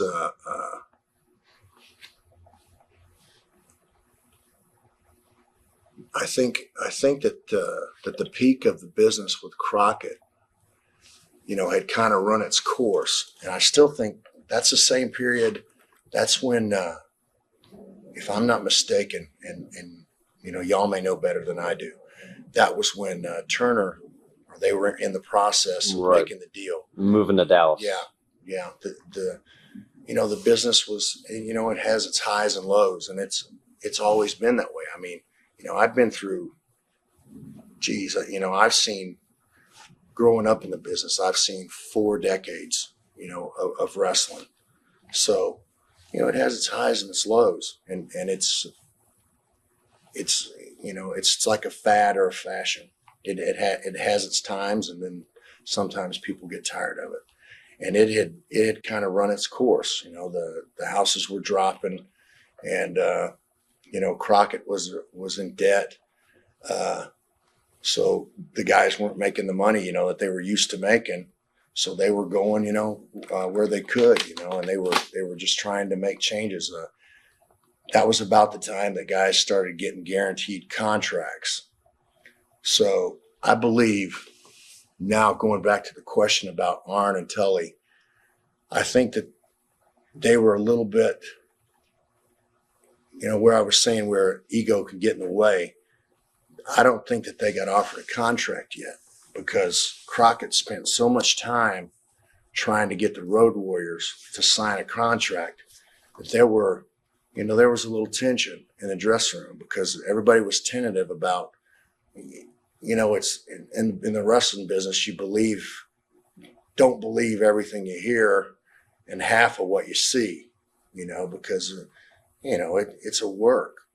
So here are these contracts starting to become guaranteed to guys, and they're 6-digit, contracts. We were used to making, if you had $150,000 a year, that was kind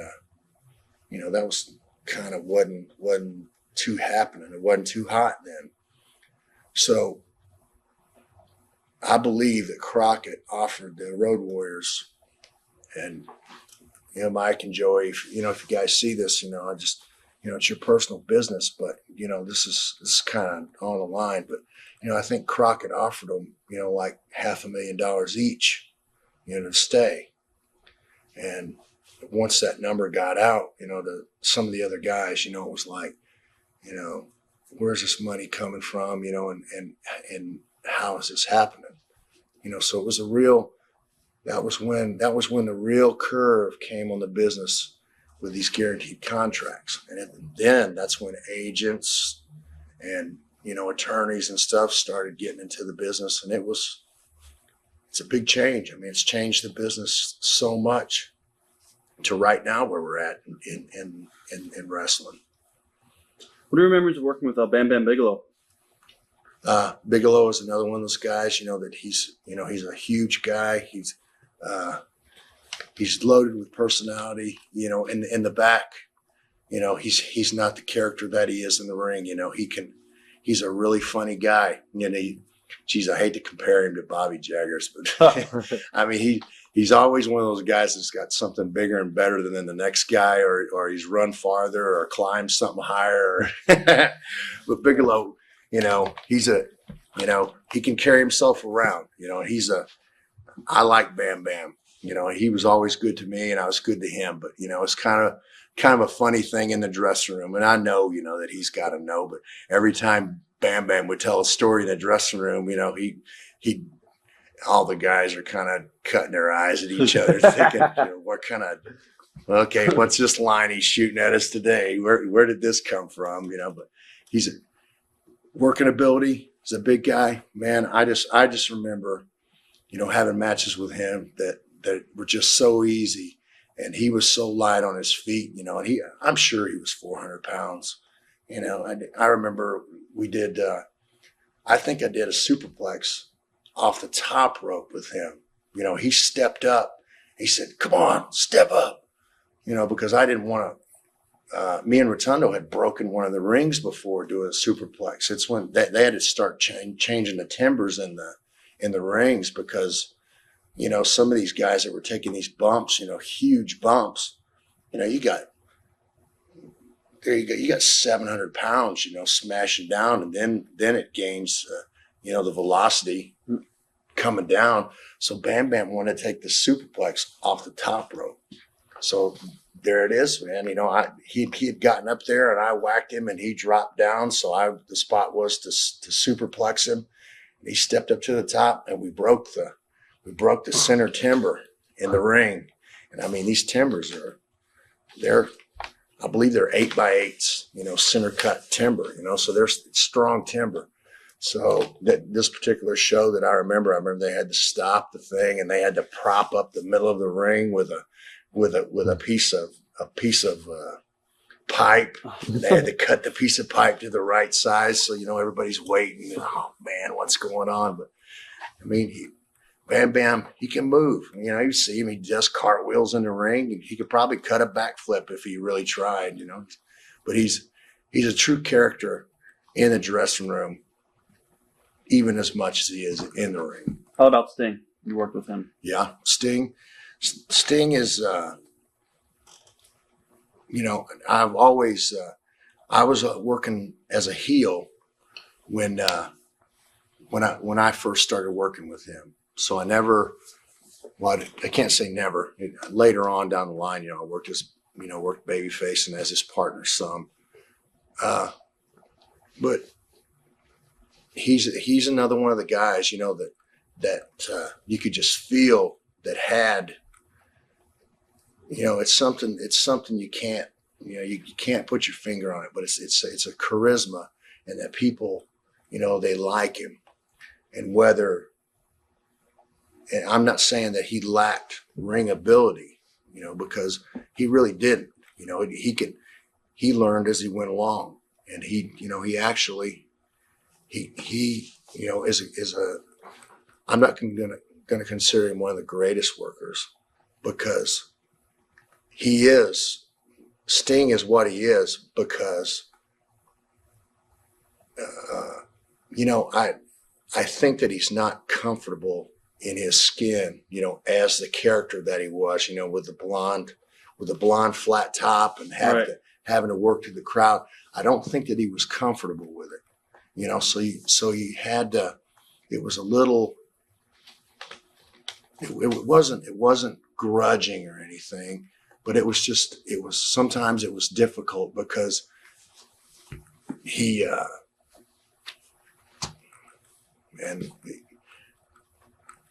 I like him. You know, the answer to the question is that I like him, and you know, I'm sure that, you know, that he has the same opinion of me.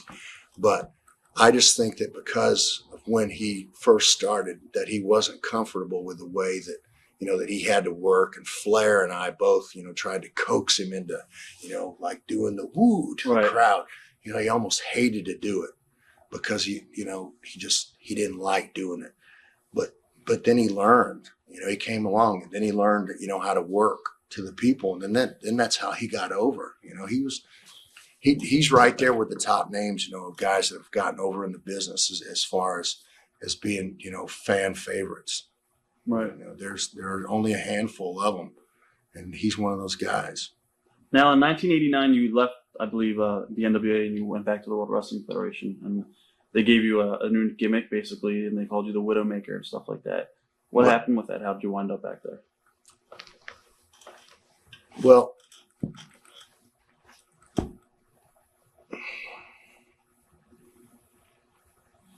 I'm trying to remember exactly what.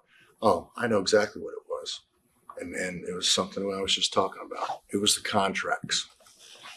Okay, here are these guys, making $500,000 a year, and I was like one of the last guys, on the page that they were going to talk to, and it was Jim Herd, who was the head of the company, and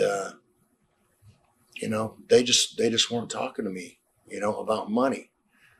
And I knew that I wasn't making, what all these other guys around me were, and I was working with these top guys, and I was the one, that was kind of leading them around on a leash, because some of them didn't have, the true ability, to have a match on their own. If you put two, I'm not going to name any names because, some of these guys are the most over guys in the business. But if you put two of them together, I don't think that they could have matches. Well, the money issue was there. And Vince, Pat Patterson lived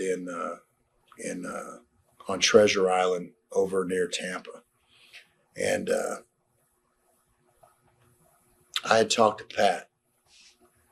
And Pat said, you can come back anytime you want. He said, Vince is, forgotten and forgiven, which he never forgets. I'll say it again. But not being offered a contract and being the last guy in line, I was making decent money, but I wasn't making what I knew these other guys were making. When I knew they were getting, $15,000, $20,000, every 2 weeks. Right. And my checks weren't that, I thought, okay, I got to do something. So I called Vince myself. I gave my notice to Jim Herd. I told him, I said, you won't even talk to me. I don't know if you don't like me or what it is. And Jim Herd he's a rough guy to deal with. He was hard to deal with. And that was early 89 because I was with the company, and then through the purchase by Turner, that was early in 89.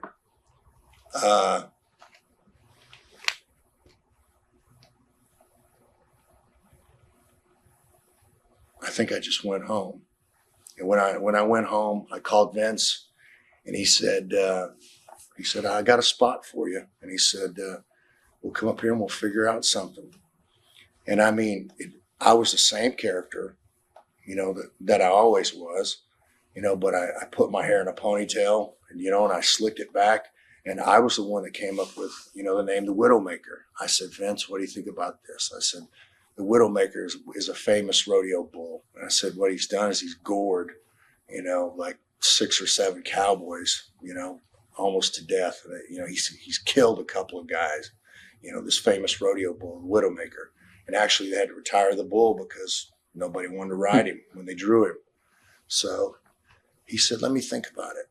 So I told him, okay. I went back to the house, and he gave me a call, and he said, you know what? I think it'll work. I think we can do something with it. So I had my boots made up with, the black with the Widowmaker on them. And I think then that was probably when I was the biggest and in best condition, of my life so far. I was 325 pounds, and and I was doing behind the neck presses, with 305. I was big and I was strong, and that's what Vince wanted. That's what Vince liked. But the Widowmaker thing, the reason it was short-lived, and this is really something, that, it's it's really kind of personal in my family, but you know, it's common knowledge. Anybody can find out. But my dad and my brother got into some trouble. So I told Vince, I said, Vince, I said, I think, you know, that I'm going to be in one way or another, you know, associated, you know, with what's happened with these guys. And I said, I think it'd be better, you know, if I'm at home instead of, you know, the FBI or the not the DEA. Well, it wasn't the DEA. It was the Secret Service or whatever. Anyway, I said it'd be better. You know, you don't want the publicity. Right. You know, if something comes to where there's somehow they think they can tie me in to what's happened. Hey, my dad and my brother, they just made a big mistake. They're in the wrong place at the wrong time and trusted the wrong people. And they did something wrong. But I wasn't part of it. But I mean, the people with the Secret Service really, really thought, you know, that I had something to do with this.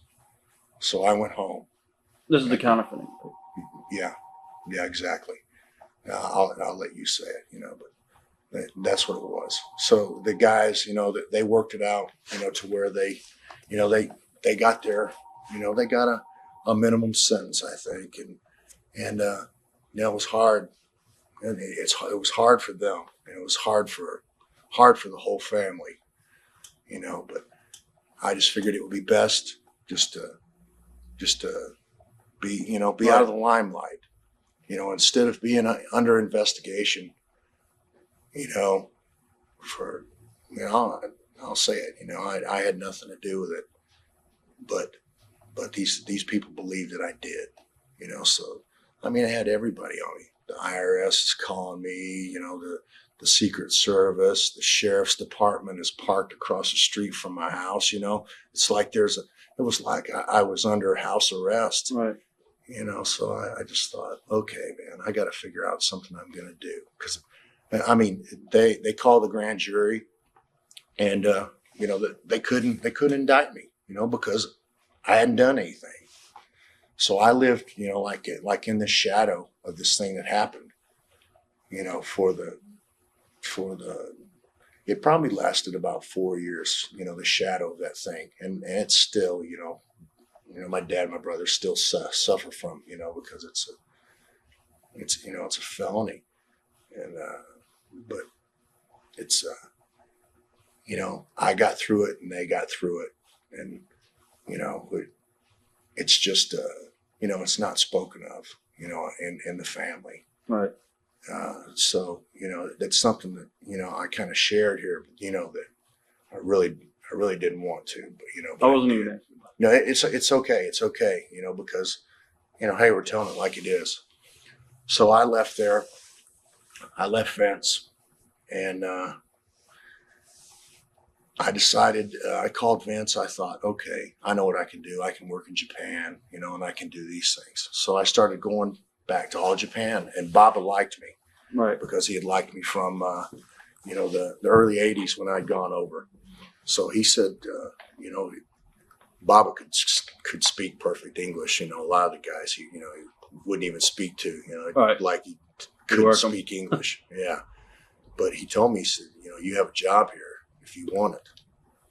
So I was on tour over there, and Jim Herd called me in Japan. I don't even remember what town I was in, but Jim Herd found me over there, and he said, I mean, I don't know how graphic you want me to be with this. I mean, if you want me to, you know, to say exact words, I would. Let's you know, switch straight. dates. Yeah. Okay. Yeah. So I guess probably one of his secretaries, you know, did the research or whatever and found out exactly where I was in the hotel.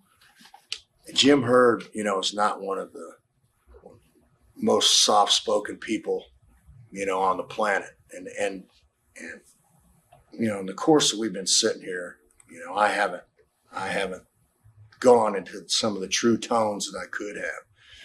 But Jim Herd said to me, he said, "You stupid fucker." He says, "What the fuck are you doing working over in Japan?" He says, "You've been hiding out. You won't return anybody's phone calls." He says, "What's wrong with you?" He said, "I know you're pissed off at me before, you know, you didn't get your contract." He said, "But everybody else," he says, he said, "we had to get everything in line." So he says, everybody here tells me that you need to be working here, so get your ass back over here and let's work something out. So I had to tell Baba. I said, Baba, WCW is offering me a job, and the head boss called me, and I said, I'll see if I can work something out where I can work with both of you. Jim Herd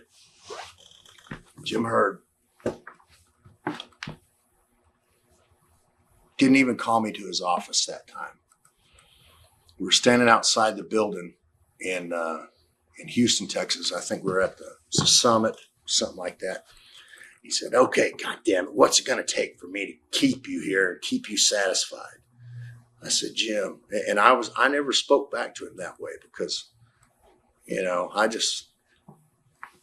my theory is kill people with kindness, because when somebody knows that they can't piss you off, it murders them, it eats their ass. Definitely. So I said, well, I tell you what, I said, I know what these guys are making. And I said, I want to be fair with you. And I said, I'm not gonna try to kill you or the company, with what I'm doing. But I said, I tell you what, I want a 3-year deal. I said, this is going to be easy for you. I said, give me 2 years at $300,000 and a 4th year at $4 million. And I said, then, or a 3rd year at $4 million. I'm sorry, I think I said 4 years, but a 3-year deal. So 2 years at $300,000 and a 4th year at $400,000. And I mean, I said it that quick, and he answered me so fast back that I went, man, like I knew I made a mistake. I probably could have asked for twice that. Because, he said, okay, I'll have the papers for you tomorrow. Wow. So he had the contract that fast. Right.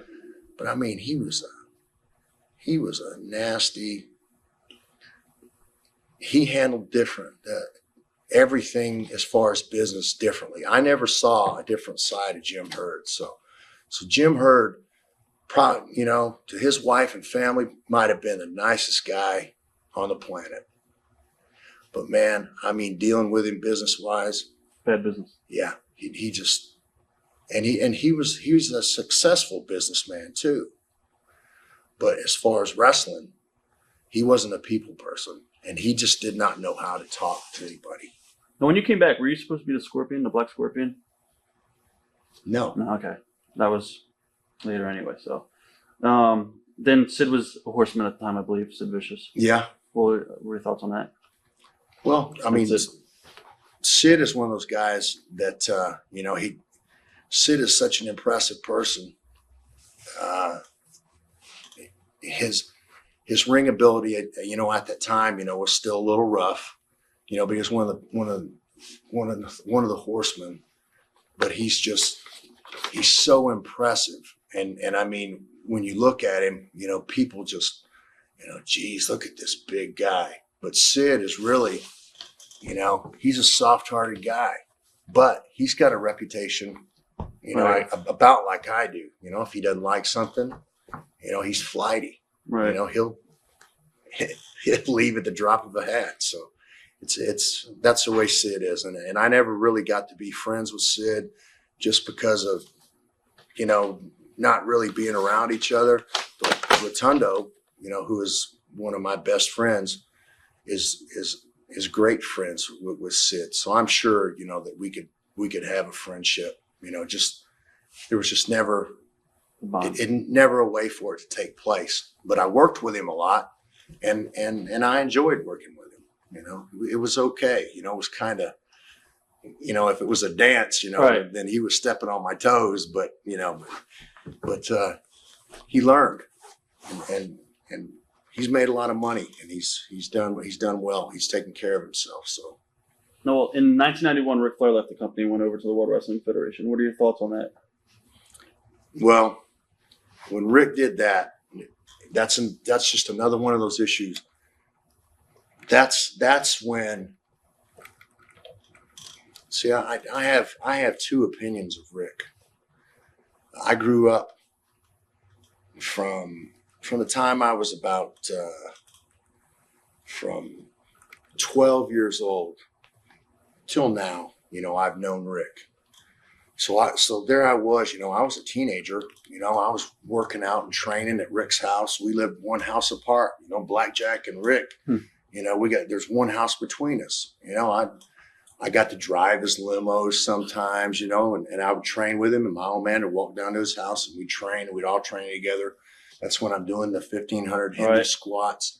So, Flair was really impressed with that, because what we did is then they got to where they were timing me when I was doing them, see how fast I could do 1,500. So, man, just painful, working out. But Rick has, he always lands on his feet. And I guess, I do too. I don't know if you call it luck or you call it, just being able to roll with the punches. But, you got to stick in there. And when you do that, sometimes you have to take advantage of people. And I was one of the people that when he left, what I was saying, is you, for years, groomed people for the championship, for the world belt. And it was about 2 weeks before it was supposed to take place. This is Batch 91, the cage match with Lex? Yeah. That I was supposed to take the belt from Flair. And then we would, we'd go around and I probably would have put it back on him, after a while. But he wasn't happy. And he left with the belt and, the things that they did with the belt up in the WWF, it was just, they really just abused, what that championship meant. And where the personal part came in there was just that Rick wouldn't do it for me. There's kind of an unwritten code, that, it's not really spoken, but you're supposed to do the right thing. And that was when Rick left, and he broke the chain of the way that the NWA championship, and then I guess maybe it was combined later. I think it was. But anyway, that's when he broke the chain of the way that business was supposed to be handled. Do you think it was because he was put in a position by Jim Herd and he had to do a power play by taking the belt over? Or do you think he still could have passed the torch to you? Well, I don't know anybody that got along with Jim Herd. Like I said, his practices with people is Want to get that? To say the least. No, that's okay. They'll leave a message. He wasn't a people person. So I'm sure that Rick probably had contract problems with him. Rick wanted to be at a point where, I'm going to let this thing quit ringing. I think I only have 2 more. There we are. Anyway, Rick, I believe, like you said, it was a power play, but he handled it wrong. But jumping ahead, he was able to come back. But Vince, they went up there and they abused, they abused that, and they really ruined the reputation of what that was. So WCW had to create a new World Heavyweight Championship. So that was when, Luger and I did the thing, and because of losing Flair, a top heel, that Luger was in the position to where, they told me that the people that were there said, man, we know that it's supposed to be your turn, but with the way things have happened, we need Luger to do it. And I said, fine, hey, let's do it. I'm not worried about it. So there, I put Luger over with the thing, with Harley right there.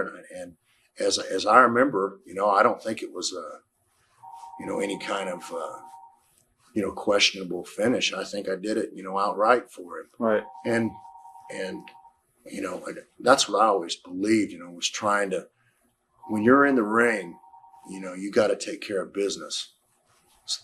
Once you're out of the ring and you're in the dressing rooms, anything can happen. but that's why it's pro wrestling. It's sometimes you gotta really fight in the ring, and sometimes you can just walk through something. And then that was one of those deals where Flair left, and he kind of threw things into an uproar, to where it was like it was a mess, and it had to be straightened out quick. Right. What are your memories of Brian Pillman? Pillman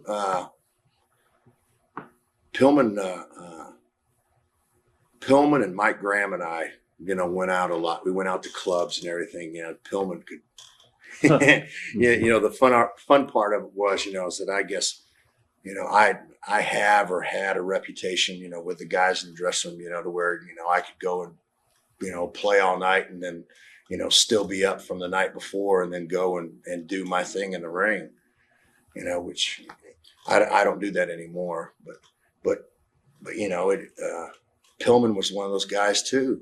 We'd go out to the bars and my wife knows anyway. I mean, we'd go to the, like the Cheetah or strip right. clubs and we'd stay out all night and party, and we'd live on 30 minutes of sleep, a day. And there were times when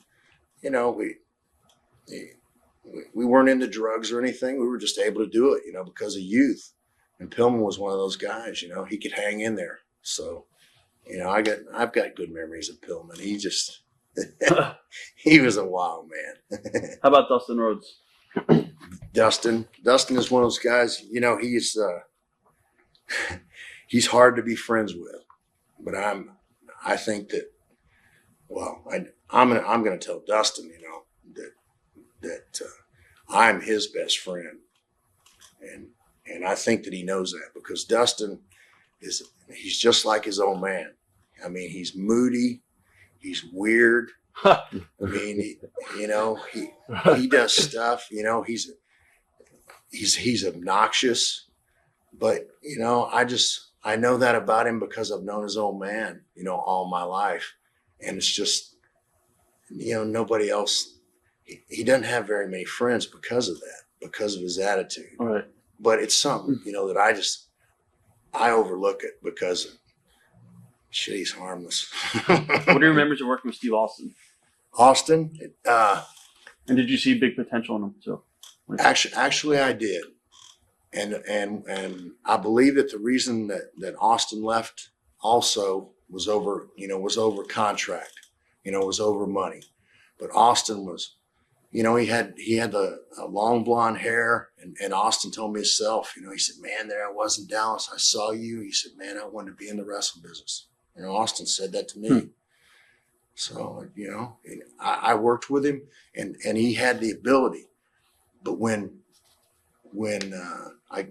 I'm assuming it was the money issue, because, that's so many times since that first change took place with the Road Warriors and Crockett, it was a different ball game. Was Kip Fry any different? Kip Fry, I'm not going to say he was inept, because, he was he's an intelligent person, but I don't think he wanted the job. I don't think he wanted to be there. And I don't think that he wanted to have to deal with the people that were there. Right. Now, I don't know if Kip is still with, I think he went over to the Cartoon Network. Kip was a nice guy. He wasn't a wrestling guy, though. No, not a wrestling guy. And he was too nice, and he didn't understand the wrestling business. Now, that's what happened to Kip. Another guy came in who's totally opposite of Kip is Bill Watts. Yeah. What are your thoughts when Bill Watts came in? Bill Watts is he's almost a clone of Jim Hurt. And I mean, he's one of the most brash.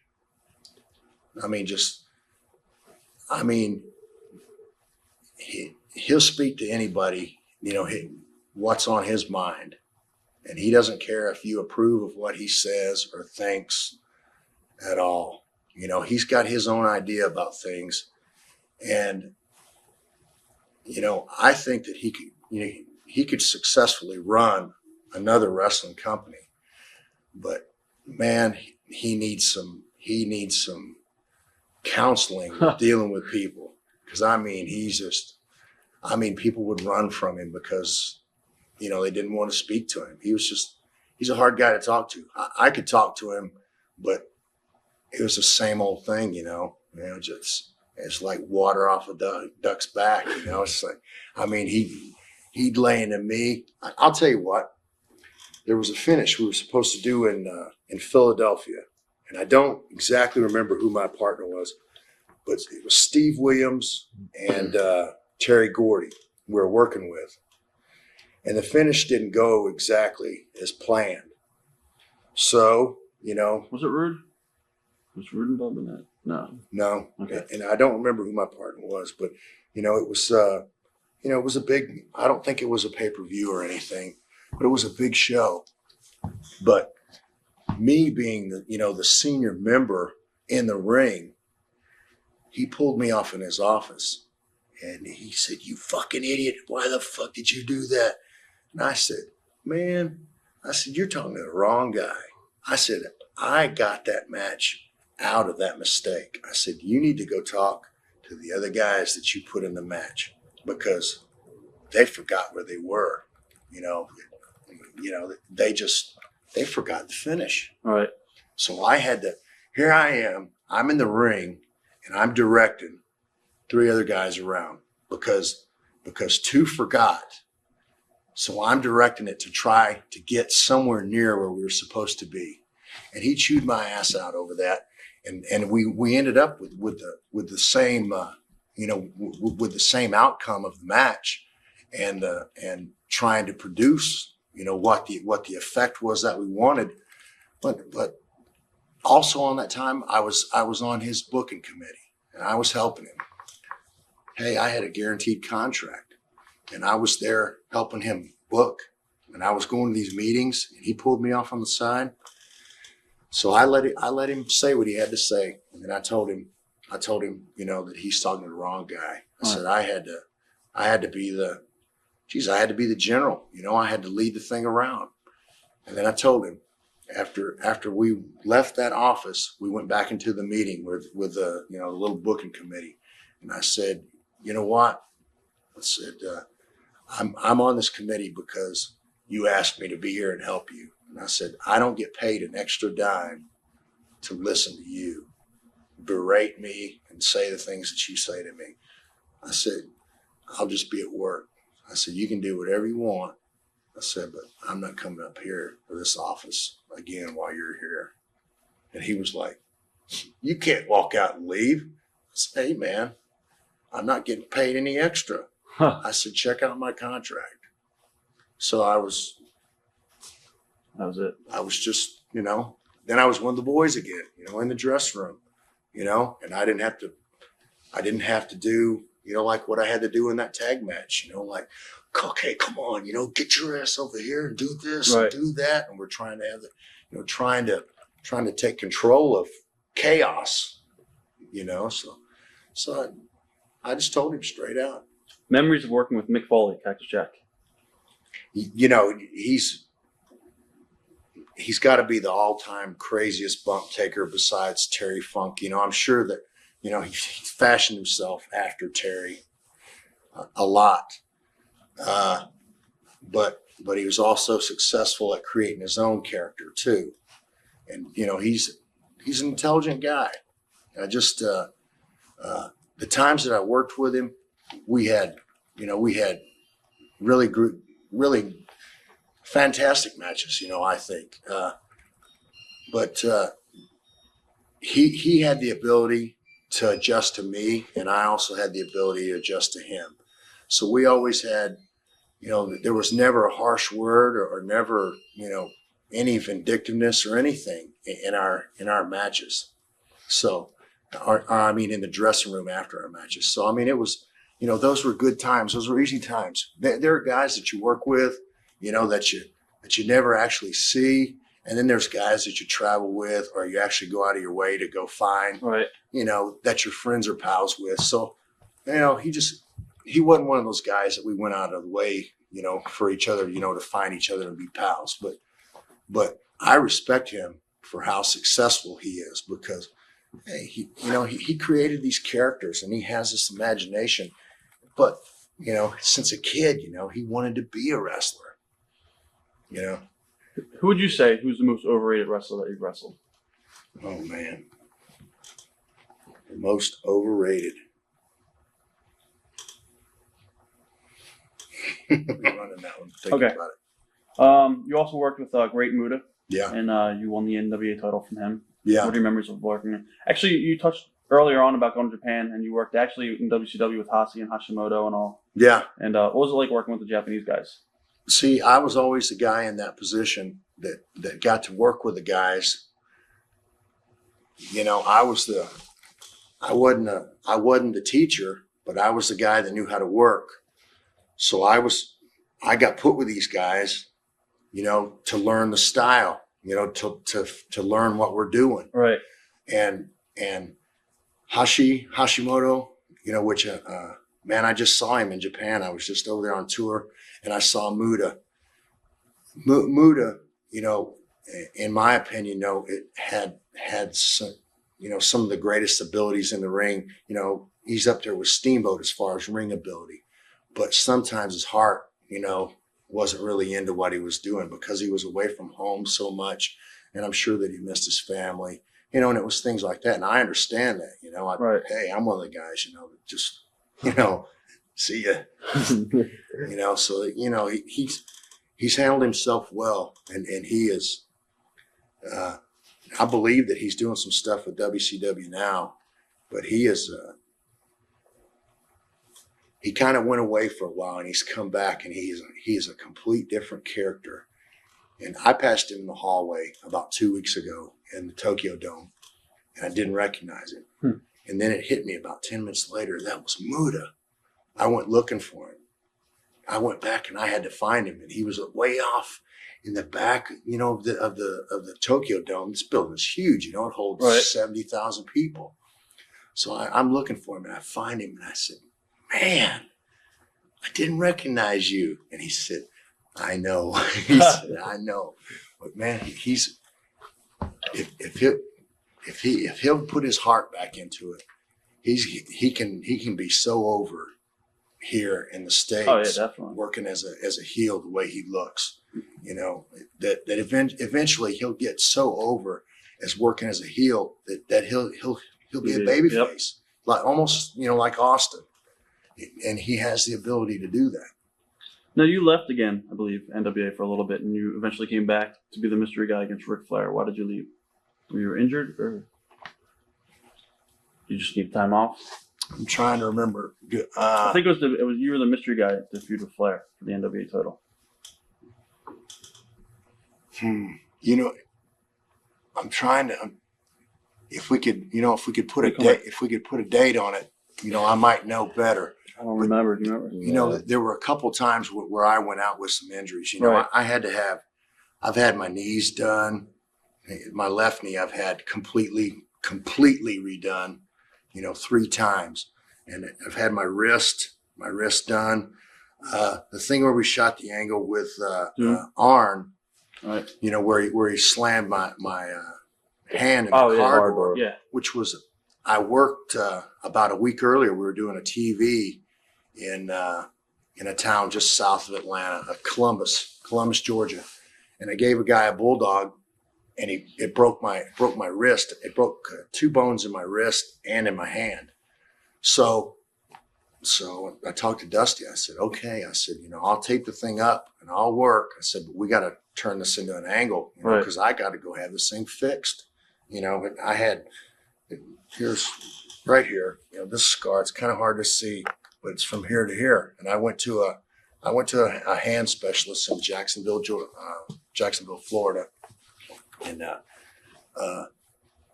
he told me, he said, this is going to be a long time healing. He said, because there's so many bones in the hand and the wrist, this is, it's really kind of complicated.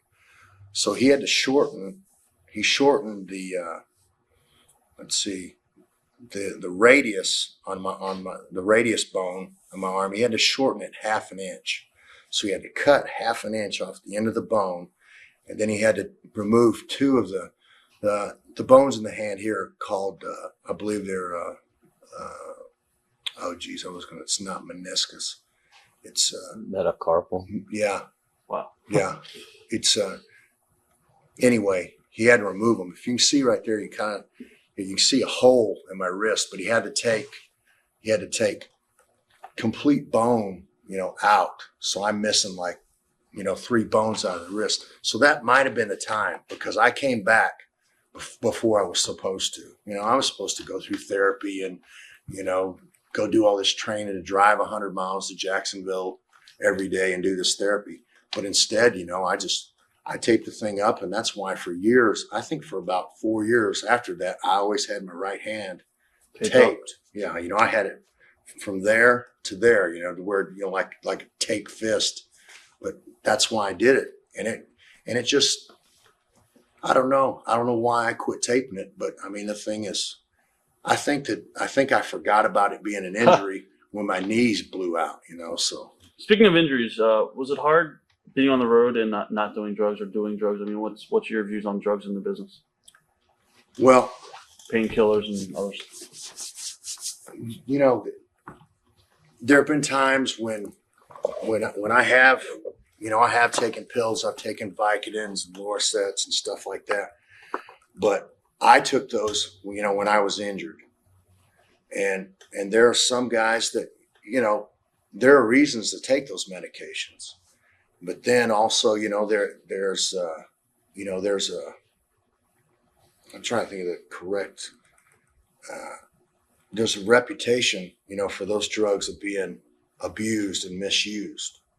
Really, I mean, right now with the condition of my joints and stuff, I could go to my orthopedist and probably get 90 Vicodin, which are, they give you a buzz, you have a beer and a Vicodin and you're having fun. Yeah. So, there are some guys, that do that. And there are guys, it's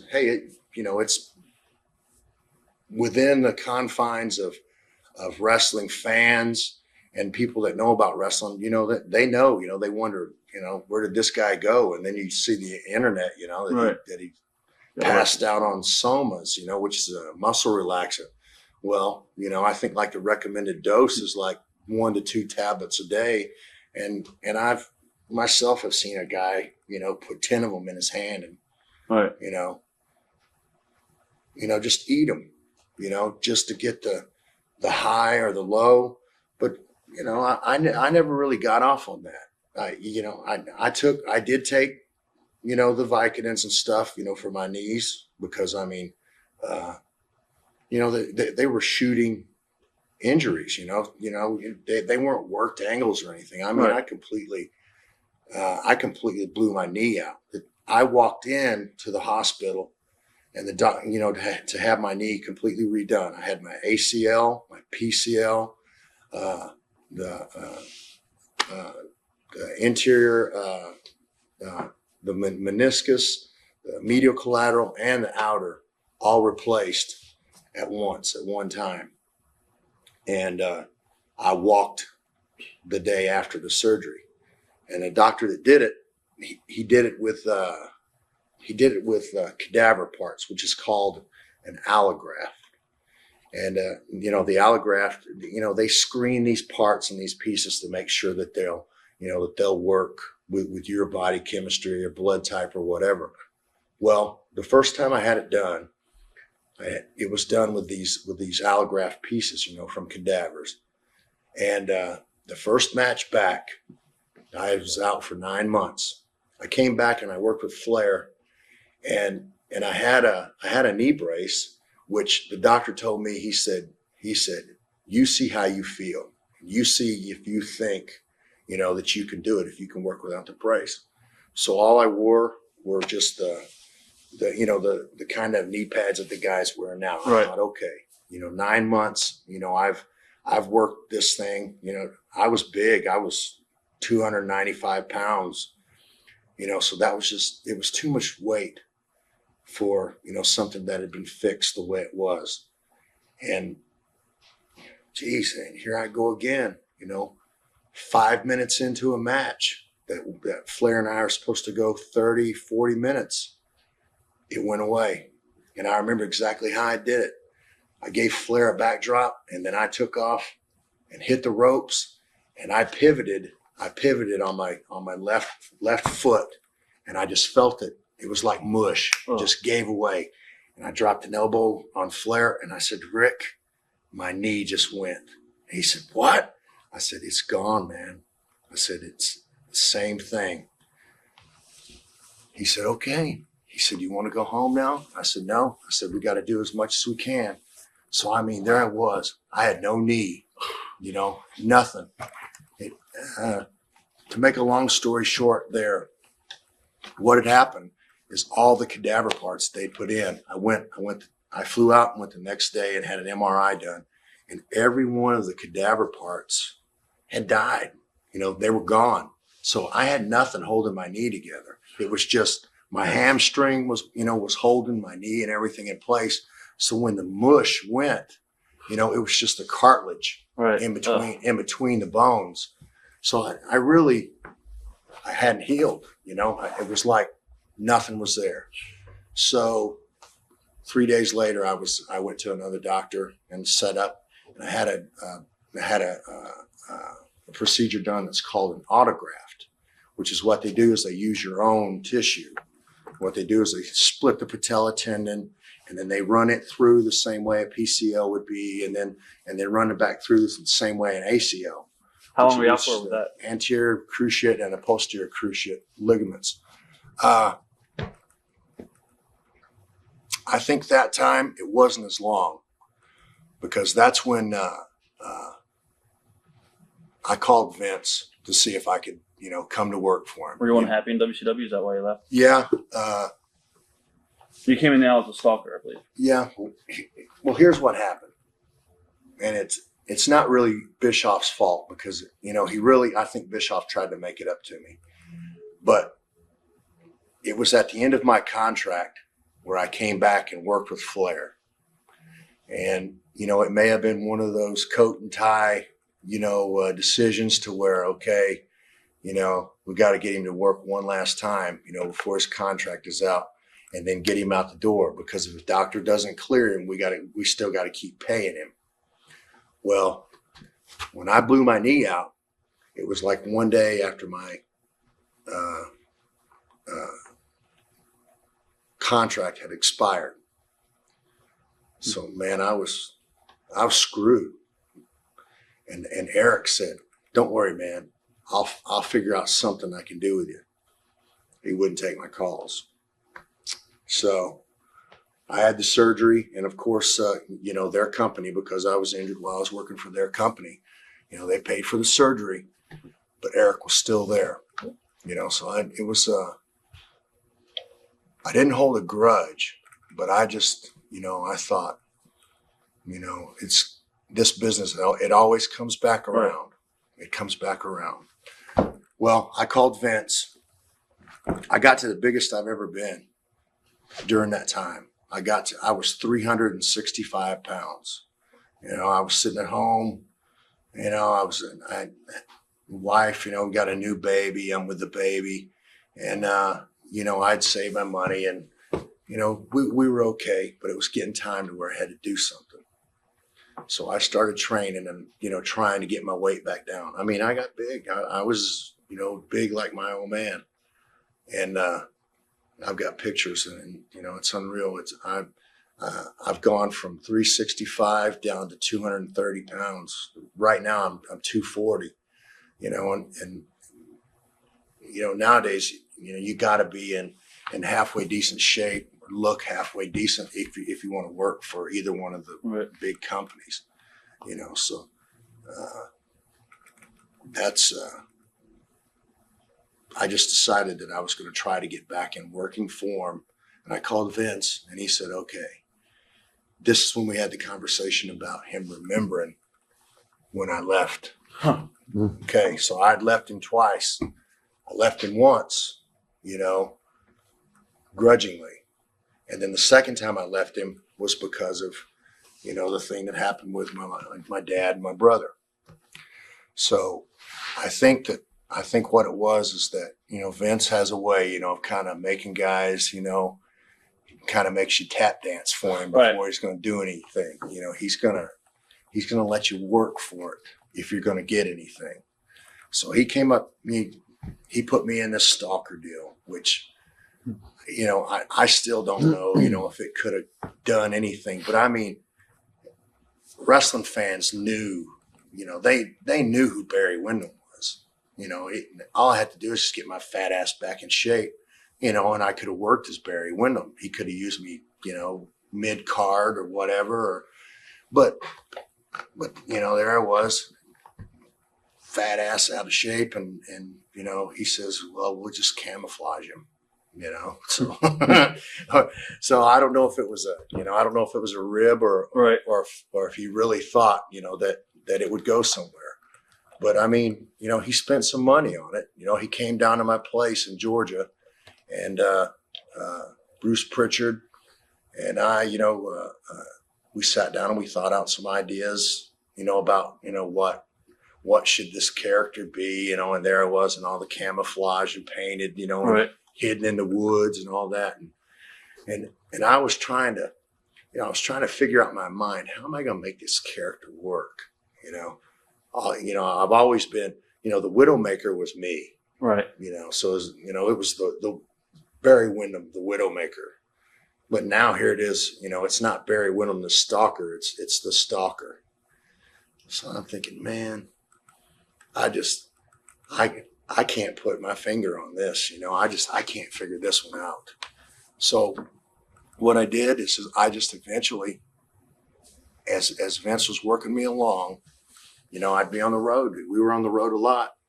I just slowly started painting less.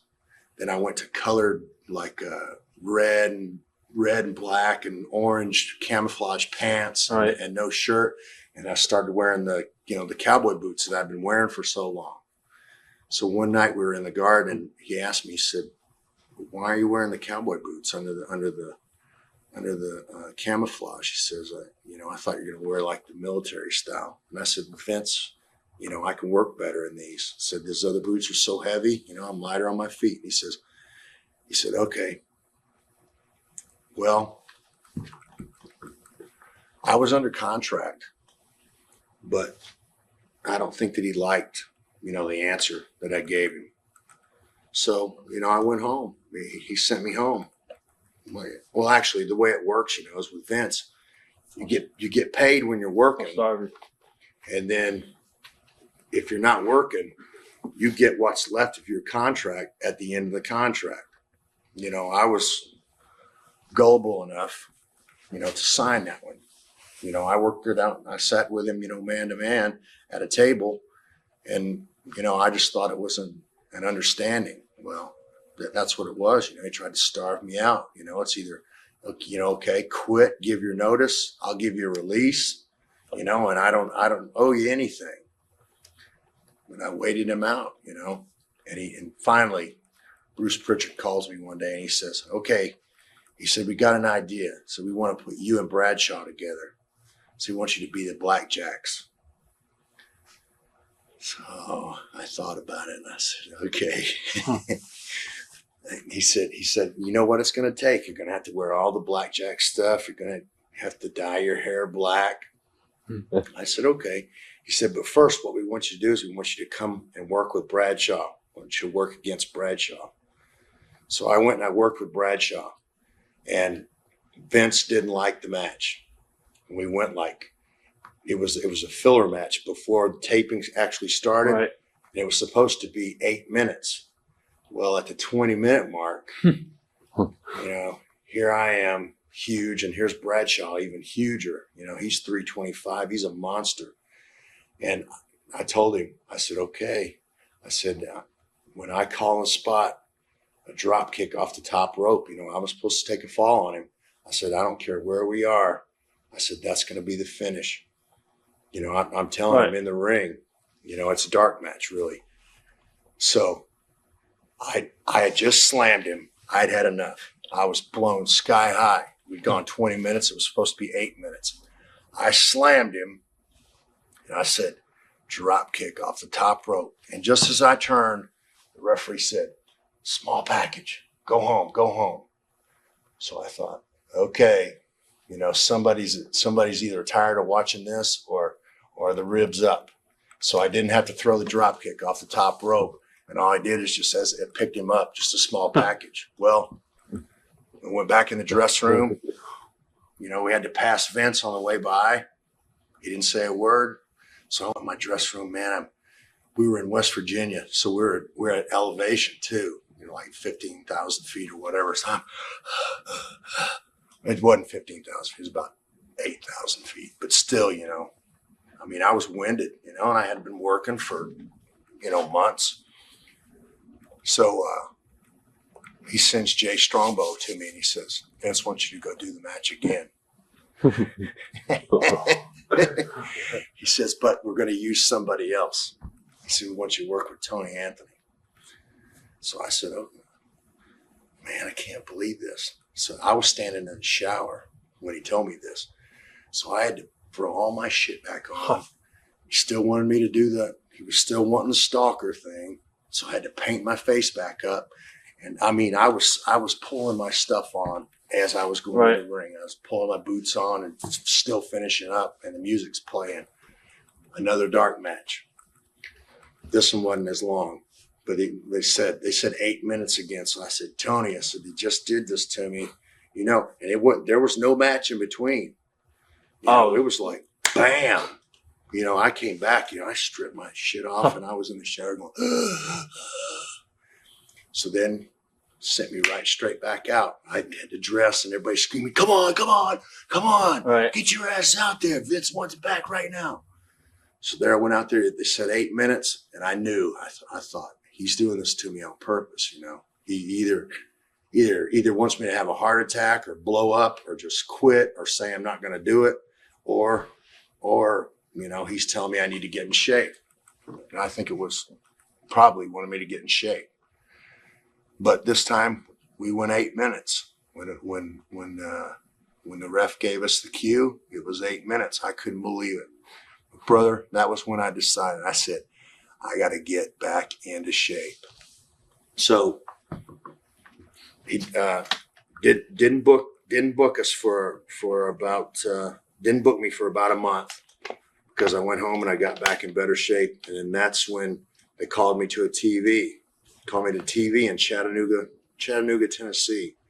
So I show up at the building and Vince goes, "You haven't done your hair." And I said, "What?" He said, "You're supposed to be Blackjack tonight." And I look at Bradshaw, who's across the room, and Vince says, "Bradshaw, you're supposed to have black hair. What's the deal? You're the Blackjacks tonight. What's going on?" Vince sent us right then. We had to leave the building. It was I think it was on a late Saturday evening. We had to go find a hair salon. I mean, my hair was about as long as it is now. Cut the hair off. You know, he wanted it short. Right. We both cut our hair, man. I mean, there's hair this long laying on the floor from me and Bradshaw. And then we had to go do the dye job. So there it is. I said, okay. I said, man, they didn't have time to do us at the salon. They cut all of our hair off. They couldn't believe it, man. There was like 4 people there that said, you two guys are cutting your hair off? You know, the shards. You know what I did? I gathered it up and I bunched it in a ponytail and put a strap around. I still got it at my house. Right. It's hanging in right by my computer. So I had a big old mustache. So I said, okay, here we go. We're going to the pharmacy, or not the pharmacy, but the Eckerd's Drugs. And I said, we're going to go get the blue black. And I said, we'll do each other. I said, I've done blonde before. I said, we'll see what happens with black. We went and did the black. And the next night he had us on TV as the Blackjacks. And we both on our heads, because where that black dye goes, when you get it on your skin, it doesn't come off. It looked like the tops of our heads and the top of our ears were painted. I mean, it had to look like a cartoon because we scrubbed our heads, man, trying to get the dye off. we had some black dye on our hands, because those little old plastic gloves they give you won't fit on mine or John's hands. So here we are, we show up, man, we're looking at each other going, oh God, what have we done? Big black mustache. So he wanted the curly handlebar mustache. All right. So I mean, he put us in it for a while. And I think that he was going to try to make a go of it, but I just don't think that he thought that I was up to par, especially after the knee injury. And I think that it had to do because Bradshaw, is such a big guy, and my knee wasn't healthy, and so I had to get small. So I went down to 240 pounds. So here I am, 240 pounds, standing next to Bradshaw, at 325. And here we are, supposed to be the Blackjacks. So in the dressing rooms, we got to be known as the big and the little Blackjack. so all the guys are always saying, please tag the little Blackjack in, because Bradshaw is so heavy-handed, He said, the boys would beg, please tag the little one in, please tag the little one in. Right. So we went through that phase, and Vince, just after a while, I guess, I don't know whose idea it was. He went with it for a while, and told us some things that he was going to do. Said, I'm going to make you guys, my babyface tag champions, and blah blah blah. And then, there it came again. They just quit booking us. So me and John, I told John, I said, I can get us booked in Japan. So I had to call Vince. I said, Vince, you're not paying me and John. I said, we got to live. I said, I can get the Blackjacks booked in all Japan for the tag tournament.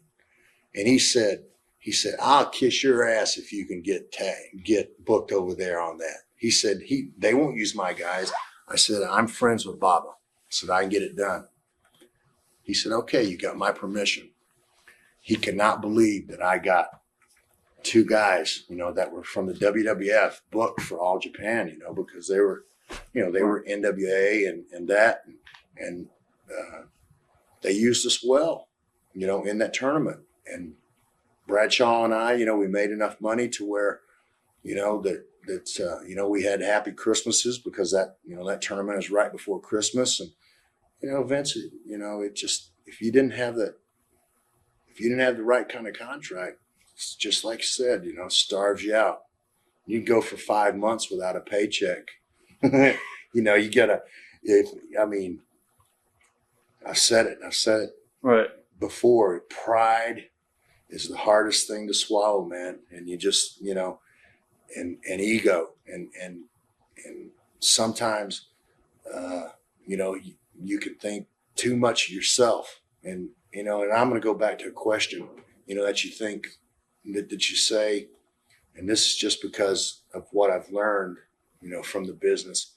But when you say, who is probably the most overrated guy, that I'm going to have to say, it's probably me. Really? Because, I had this picture of myself, as having the ability in the ring. I've had people tell me, that I had this ability. And then here I am sitting at home. So, man, it makes you think. You gotta. Nobody's ever answered that question by saying themselves. So yeah, you gotta. Wow. You gotta sit back, or you gotta look in the mirror, and you gotta say, who are you? That's what I think. Now, eventually, went back to WCW, and you were put into the gimmick of the West Texas Rednecks with Kurt Hennig and all. What are your thoughts on that? Man, it was so much fun, and it was something that we got to enjoy, and it was really just a fluke. It was just something that I believe it was Jimmy Hart's idea. It was something that he said. He just said it, just off the hand. He says, man, you guys are such rednecks. Look at you. And then he goes, yeah, rednecks, the rednecks. So, there's me and Kendall, we're wearing our boots and jeans like we always do. So then, just out of the blue, without me, Kendall, or Bobby Duncan knowing about it, Kurt went down to Tampa with Jimmy and sings a song. Right. They make the Rednecks song. So the Right. next week we're the Rednecks. Okay. So then the next week after that, I'm supposed to know how to play the drums. Kendall's supposed to know how to play guitar. And here we are, all this stuff. I mean, it had to be so hokey because, I mean, there I am. I'm working playing the drums. Right. You know, I'm doing this shit, and I'm trying to come as close as I can to the drums Right. without actually touching them. And I'm trying to keep in beat. And brother, I don't have that kind of beat. You know, I can't play a drum, you know, so I'm supposed to be doing Right. it boom, boom, looking like I'm having fun. But I think that because it got over to a point, you know, well, I mean, I've got the proof, you know, I got the numbers. I know what the numbers are. And our segments when the Rednecks were on were the highest rated segments in the show a lot of times. Do you think it was squashed by Hogan and all because it was getting more over than he was? I don't know that it was Hogan. I don't know if they thought that it was too close to being, you know, something racial or if somebody just didn't actually like the idea that it was getting over. And you know, I don't think Hogan, you know, would do that to me. What was he like in the locker room? You know, he's just, you know, he's a straightforward guy, seems to me. Hogan is one of those guys that, you know, I always just missed him. He and I actually talked about it one night. You know, Hogan and I have never worked together. And that was something, you know, when I was at my best and he was, you know, that was something that could have happened. But we were Right. always, you know, here or there. And we just missed each other. And he told me, he says, man, he says, there's 4 guys in the business that I wanted to work with. He said, you're one of them that I never got to work with. He told me that. So I said, well, man, I think that day's passed. I said, unless you're doing a job for you on TV. So he said, no, brother, man, I think we could do something. So I don't think it was Hogan. I just think that it was, I think that it was, Powers of big. yeah, the towers up at CNN Right. just thought it was just a little too racial. You What know, the Rednecks. Your thoughts on Kevin Nash? Kevin Nash, I like Kevin Nash. I've known Kevin Nash. I knew him for years before he was in the business. You know, he was a doorman at one of the clubs I would go to, and I've always gotten along with him. And you know, there have been times where we've been good friends, and then you know, there's just been times, you know, when he's off on a, you know, on a different plane. You know, he and Scott Hall. Scott Hall, I met basically the same way that I met Kevin Nash, but I met Scott Hall down in Florida, and I helped Scott Hall, you know, get started, and from what they say, you know, they've said straight to my face, you know, the opinions that they have of me, you know, they like me, you know, and that's what I'm saying, you know. Yeah, you asked the question about being overrated. You know, I hear what people say to me, but then I think about it. You know, am I really all that? You know, if I am, you know, why are things the way they are? You know, so, you know, it's ego and pride. So, Right. you know, that's where that comes from. What are your views on Eric Bischoff? Well, Bischoff, like I said, you know, he didn't hire me back when he promised me that he would after the second injury. And I tried to call, and he never returned my calls. Well, after I had come back from WWF, it's the first time I'd ever been let go from a company. First time anybody had ever said, you know, but we just can't use you right now. Your contract's, you know, about to run out. Let's just pay you off your contract and you can go on. Bruce Pritchard is the one that called me. I said, Bruce, you know what? I'm going to tell you something. I said, long time in this business. And, you know, and this goes right back to where, you know, the opinion you have of yourself. I said, I've never been fired. I said, I just want you to know that. So I said, I know what's, I said, you're telling me that I've come to another level. So, I had to think about it. I got fired, and nobody had ever fired me. I either left or I was on top, So I went home, and, that's when Vince had starved me out, but he still owed me like 120 grand. So I got 120 grand cash. So, there it was. He sent the check, Right. went right to the bank and put it right in the bank. So, there I was. I was fired, but I had that money and money that I'd saved. But that's where, your pride and your ego really, man, it takes a big bite out of your ass, getting fired. What was your favorite match? My favorite match.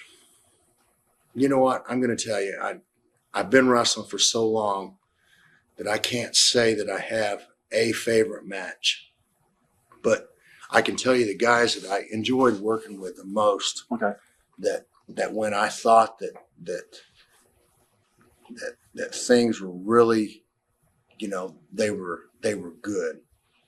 But the matches that I can remember to where, they're memorable to me are matches with Harley Race and with Rick, of course, working with Flair, and there's nothing, it doesn't happen these days. Those hour-long matches and those hour-and-a-half matches,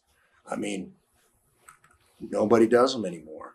And I think about those and I think, man, I can still say to myself, I did those, because there's not very many guys left in the dressing rooms, that had gone 30 minutes. Right.